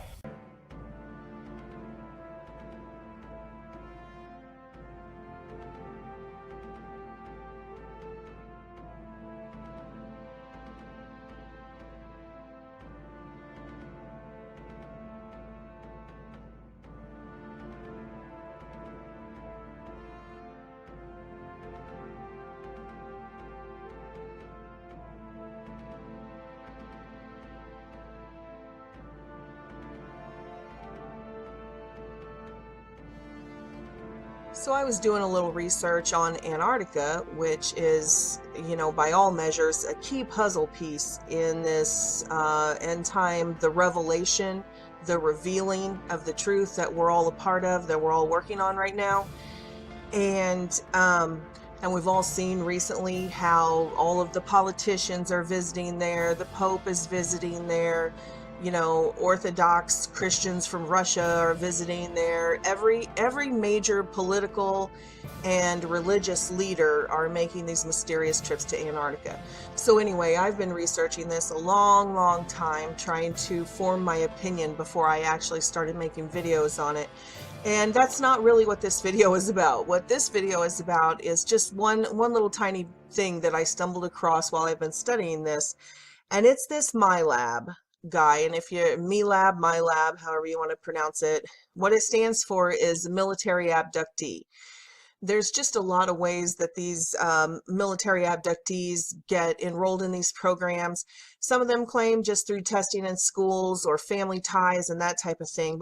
But more often than not, these are children and adults who were first involved in the cabal, meaning that they were either abducted by aliens and then subsequently abducted by the military to be debriefed or interrogated or chemically, with truth serum type drugs to be, they were once traumatized by the cabal, and then the small fragments, like QAnon talks about, these white hats in the military or whatever, or even more sinister ones, then abduct them a second time to get information about their abduction and their interactions with these Nephilim, demon spawn hybrid humanoid races. And other people they were abducted by parts of the cabal, like in the human trafficking rings and stuff, and then other parts of the military who are doing intelligence gathering on the cabal, then abduct them also, and they rescue them from these human trafficking rings, this deep underground stuff, not the stuff that we see, on the surface. I'm talking about the really deep, dark truth, So the kids and the people rescued out of those places, they're given new identities, how we do like in a witness relocation program. And so a lot of them end up in these programs like that, working with the military.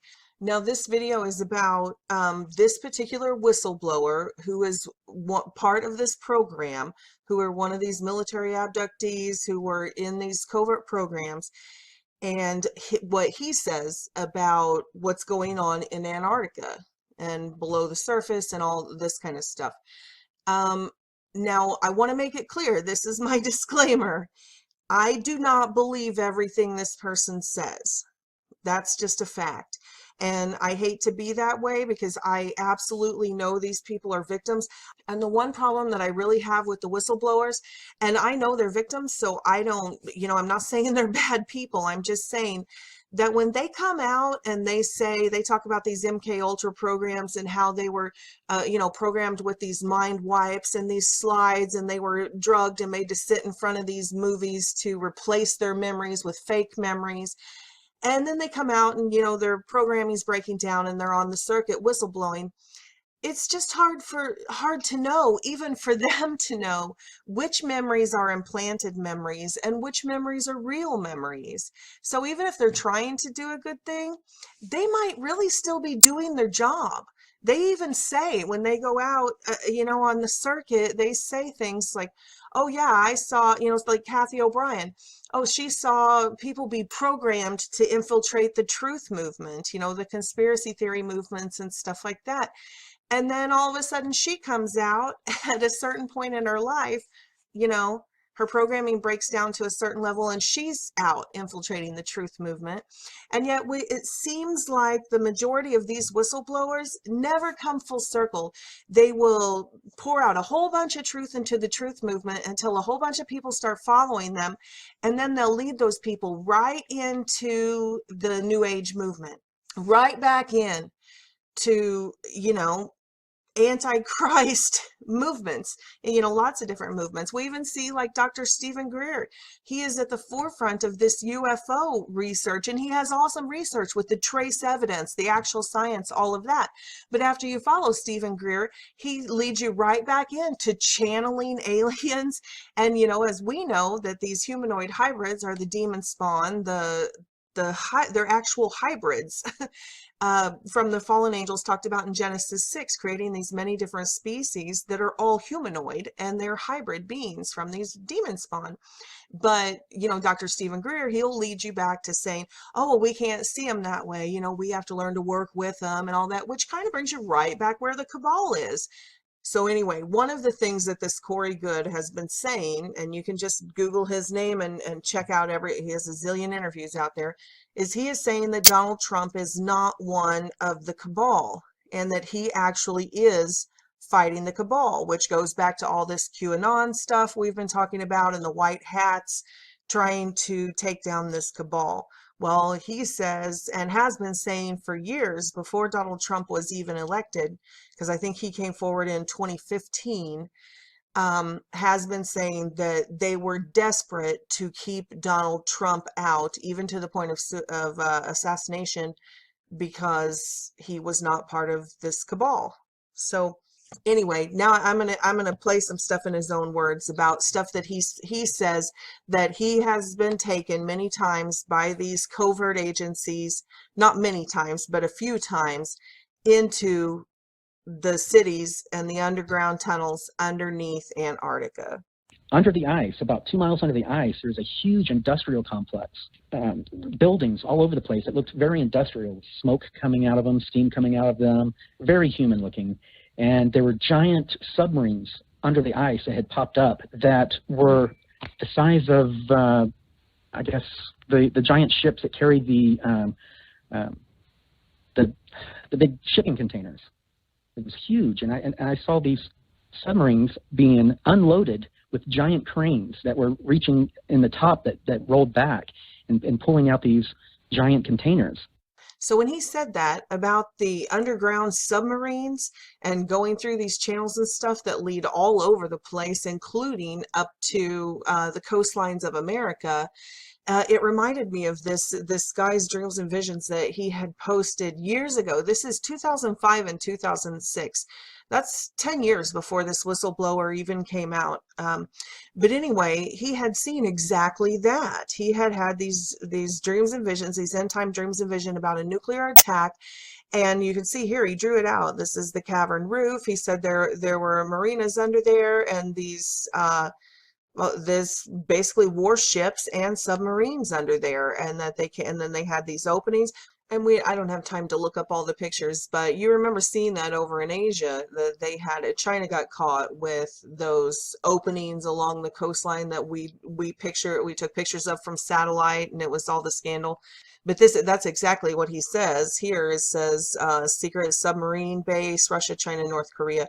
I'll put the link to these videos so you can watch them. He's got a copyright thing on there, so he must want to keep them to himself or whatever, but I'll put the link down there. The second thing that totally reminded me of is that we have been talking about all this video right here I did, the FEMA barges, Google ships, mobile prisons. And I did a video about that, about how they were spotted off the coastline for years before they were in use. And it really bugs everybody that they're essentially made out of shipping containers. And they have little rooms in them, you know, almost like little hotel rooms, little one-room units, like prisons. You can click on the video. Please go back and watch it. It's a little bit startling. It's clearly a prison. They're clearly jail cells. But anyway, they're made out of shipping containers, so they can be transported, you know, they can be put on trains or boats, or, you know, moved around. They can be broke down into shipping containers, and that's worrisome to everybody. So when you hear this guy talking about the underground submarines, that these cranes came out, he said, and were removing shipping containers out of them, which leads us to this, my other video that I did, that everybody's talking about this on lots of different videos. You can Google disappearing or vanishing people or where are the homeless going. 200,000 missing people, FEMA camps and all that. This video right here, that there are vanishing homeless people everywhere. And, you know, with the human trafficking, and if you get into the Nephilim and their practices, and I don't even want to say it because the Google bots will search my words and they probably won't let me put this video up. But you know, if you know what they say is going on underground there. But anyway, this video is about all of the missing people. And then this one is about the FEMA barges and the Google ships and all of that. So I thought that was odd that he said that about the shipping containers being taken out. Another thing, oh, I almost forgot. Here's another one that might pertain to those shipping containers. This is the Russian 3M54 Club K container missile system. If you've watched any of the Walmart videos about all of these strange shipping containers being put in their parking lots, and you'll see that people have brought this up pretty often about could that be what these are, that these missiles are being stationed all over America and they just look like shipping containers. And this is a real weapon. It's called the Russian 3M54 Club K container missile system. Okay, and this is the part where he talks about actually going through the tunnel system, and that part of the tunnels come up even on the coastlines of America. We went over this sort of a bay of warmer water that was lapping the shores next to this industrial area I saw. And instead of flying in the direction I thought we were, we went straight down the way that these submarines came from. And we ended up entering this large rift system that is the West Antarctic Rift system or something like that. And we went very deep underground and traveled through this rift system that had been tunneled out by some ancient alien race that allowed you to travel from Antarctica all the way up to Central America and the southern and southwestern parts of the United States, all completely underwater. Okay, now this next clip about the raptors, just hang in there. It's actually about this underground tunnel system and how that there are different species of Nephilim, some of them, you know, evil aliens and some of them good aliens, and the wars and stuff that happen in these underground tunnels. And if you're a follower of my channel, you know, like here's a video I did on that exact thing about this administration and all this QAnon stuff, all this stuff's going on, is that they're clearing these tunnels, that there's war going on beneath our feet. So this video, mystery booms, strange sounds being heard, worldwide solved, and all of that. So this one right here, please watch that, because it's not about a bunch of raptors or anything. It's about our U.S. military clearing these tunnels that are used for human trafficking and all of this other stuff. But it does touch on like Phil Schneider, when they said when he was tunneling for the military and they accidentally tunneled into a pre-existing ancient civilization, and there were these alien greys in there back in the 1970s, and that, you know, they went to war, and you know, Green Berets were lost and all of that. So, you know, we did touch on what he's saying right here, you know, and Philip Schneider said the same thing, not about raptors, but, you know, essentially the same thing. And then I did a more recent video on it. Here we go. New November 2017, mysterious booms being heard, and it's got the layout, it's got the map there with the layout of the underground tunnels and train systems and how they go across America. Please go and check those out. This one down here, actually I juxtaposed the sounds, tapes of these sounds. Now I'm not talking about the weird mechanical trumpets in the air, not those. These are actual explosions and gunfire being heard, shaking houses everywhere. And so this has the news clips and the actual footage of these sounds. This sounds like war, and I juxtaposed them against news footage of actual war, like from Iraq, and you can tell it's the exact same sounds, and people are hearing it all over America under their feet.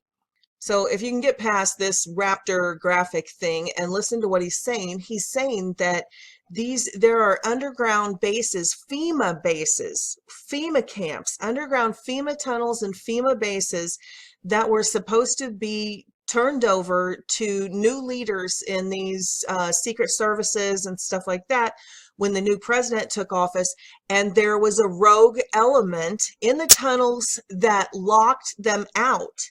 And so a war took place not between aliens and humans.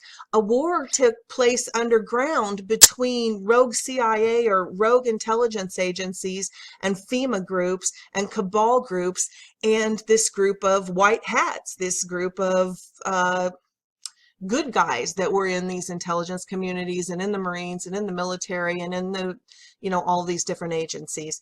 So even though this graphic is about these raptors, listen to what he says, because he's talking about a war underground for these FEMA camps between rogue elements of the government and good elements of the government. Well, the raptors were remnants of the dinosaurs, and they went underground to survive, and they're sort of a proto-dinosaur bird. They have plumes of feathers on them. They have real jerky movements. They're super fast, and they're carnivorous.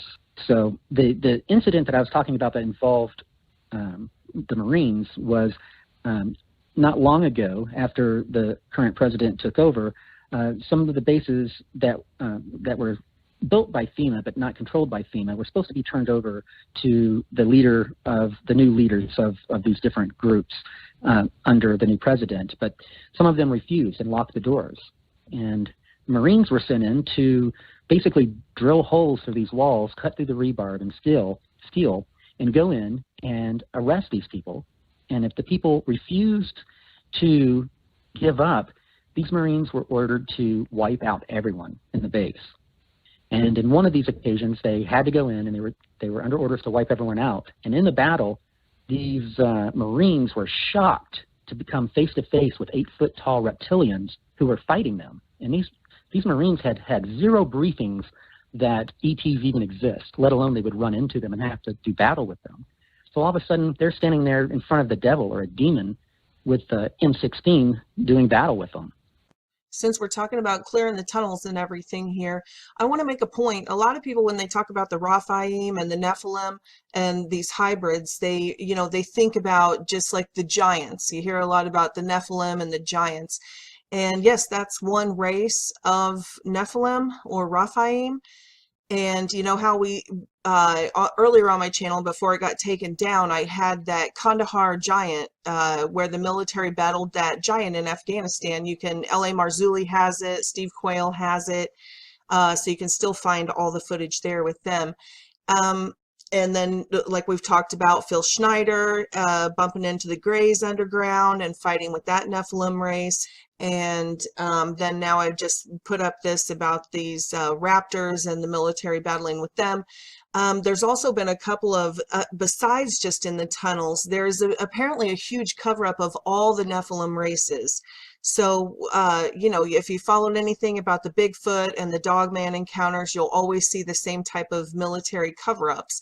Now, I've had a personal experience with one of these cryptids, and the same exact thing with the helicopters came in and weird stuff in the woods and shooting and all of that stuff. So I wanted to throw these two. It's just like 2-minute clips on each one, but I wanted to throw these in here because I want people to understand that the cover-up on these Nephilim races, that it's not just about giants and it's not just about alien greys, that there are lots of different cryptid humanoid hybrid races, and they're covering them all up.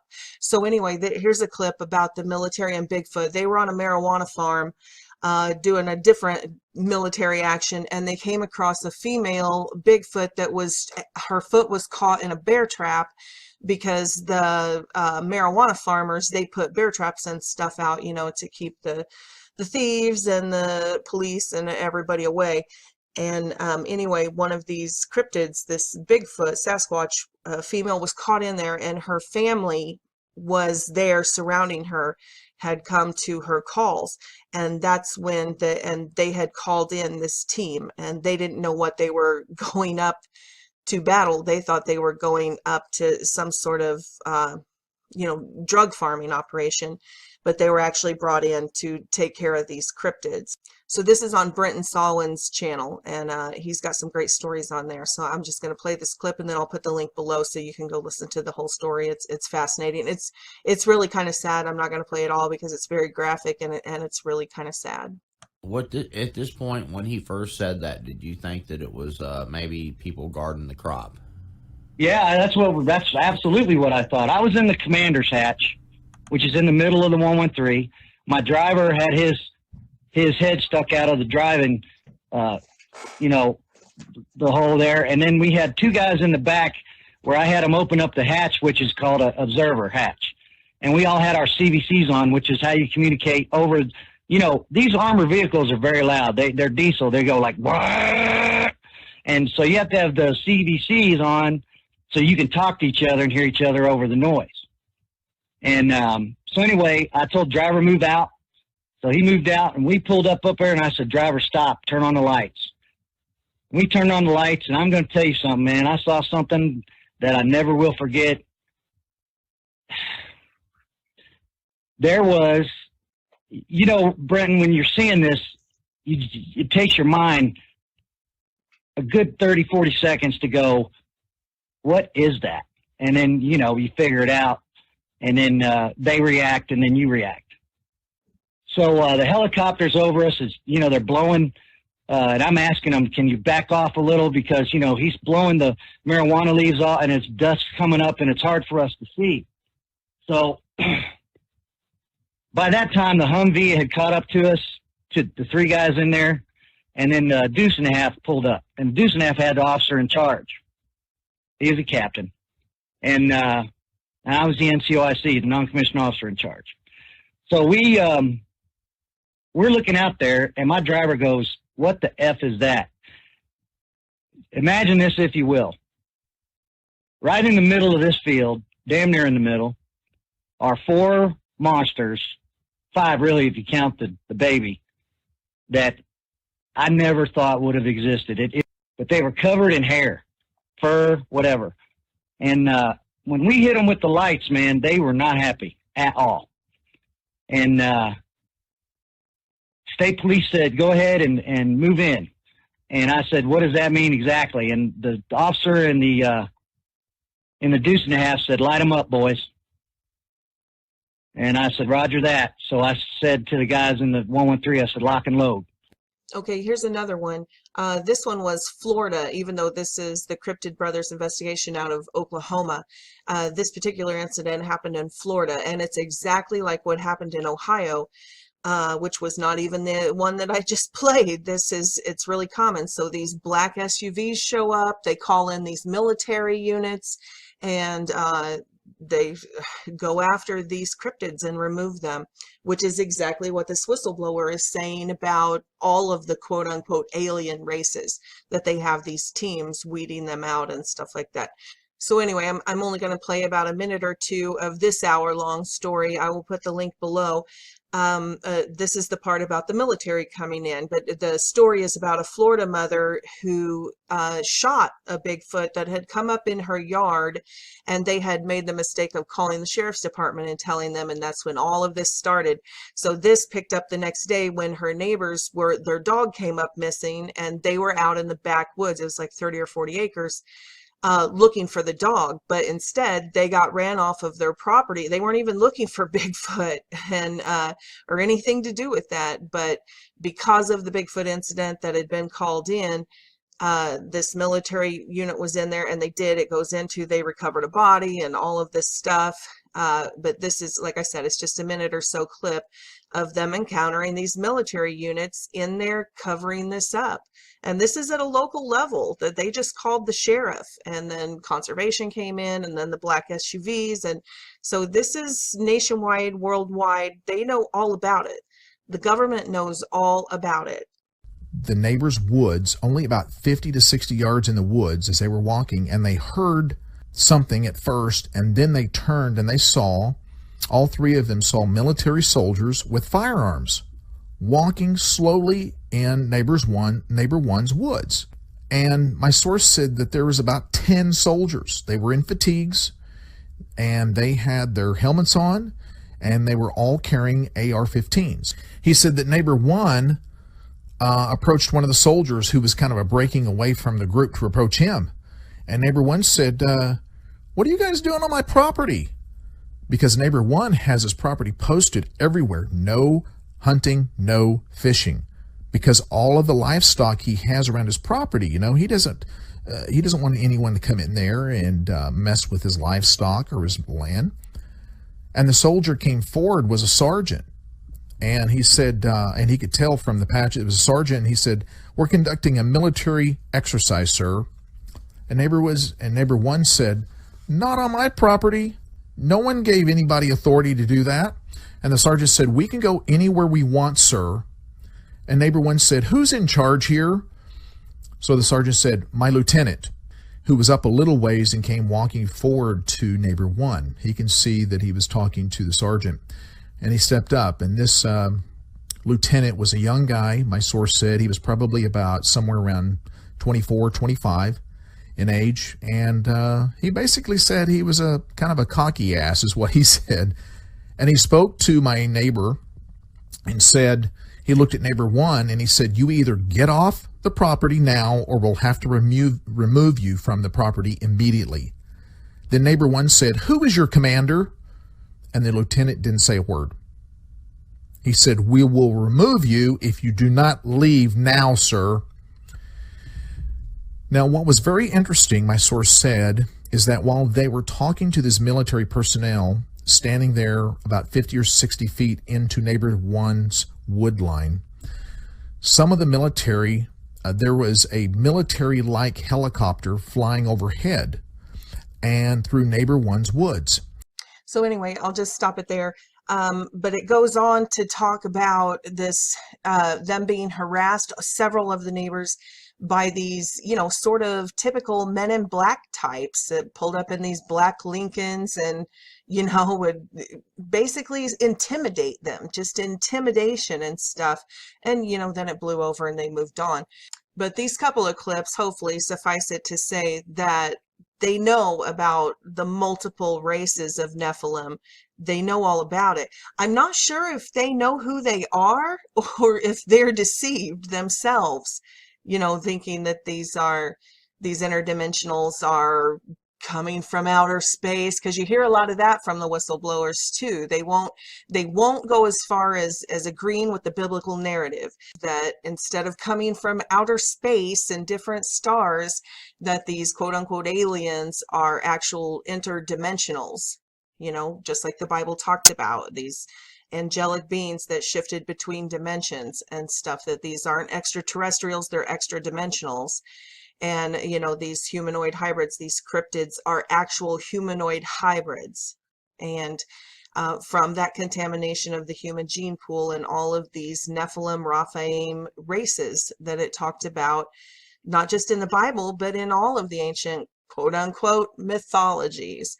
I mean, we know that the Cabal works with many of these alien races. So, and, they've exchanged technologies for back engineering and all of that type of thing. So I don't know if they themselves are deceived by these demons, or if they know that they're demons and monsters and they're just monsters themselves. A lot of they're psychopaths and sociopaths, they're monsters in the Cabal. So I don't know if there are elements of you can hear like the military and people involved in this. A lot of them didn't even know what they were being sent into. So I think it's probably so compartmentalized that it's a little bit of everything. I don't know. You guys let me know what you think. I'd love to hear your take on it.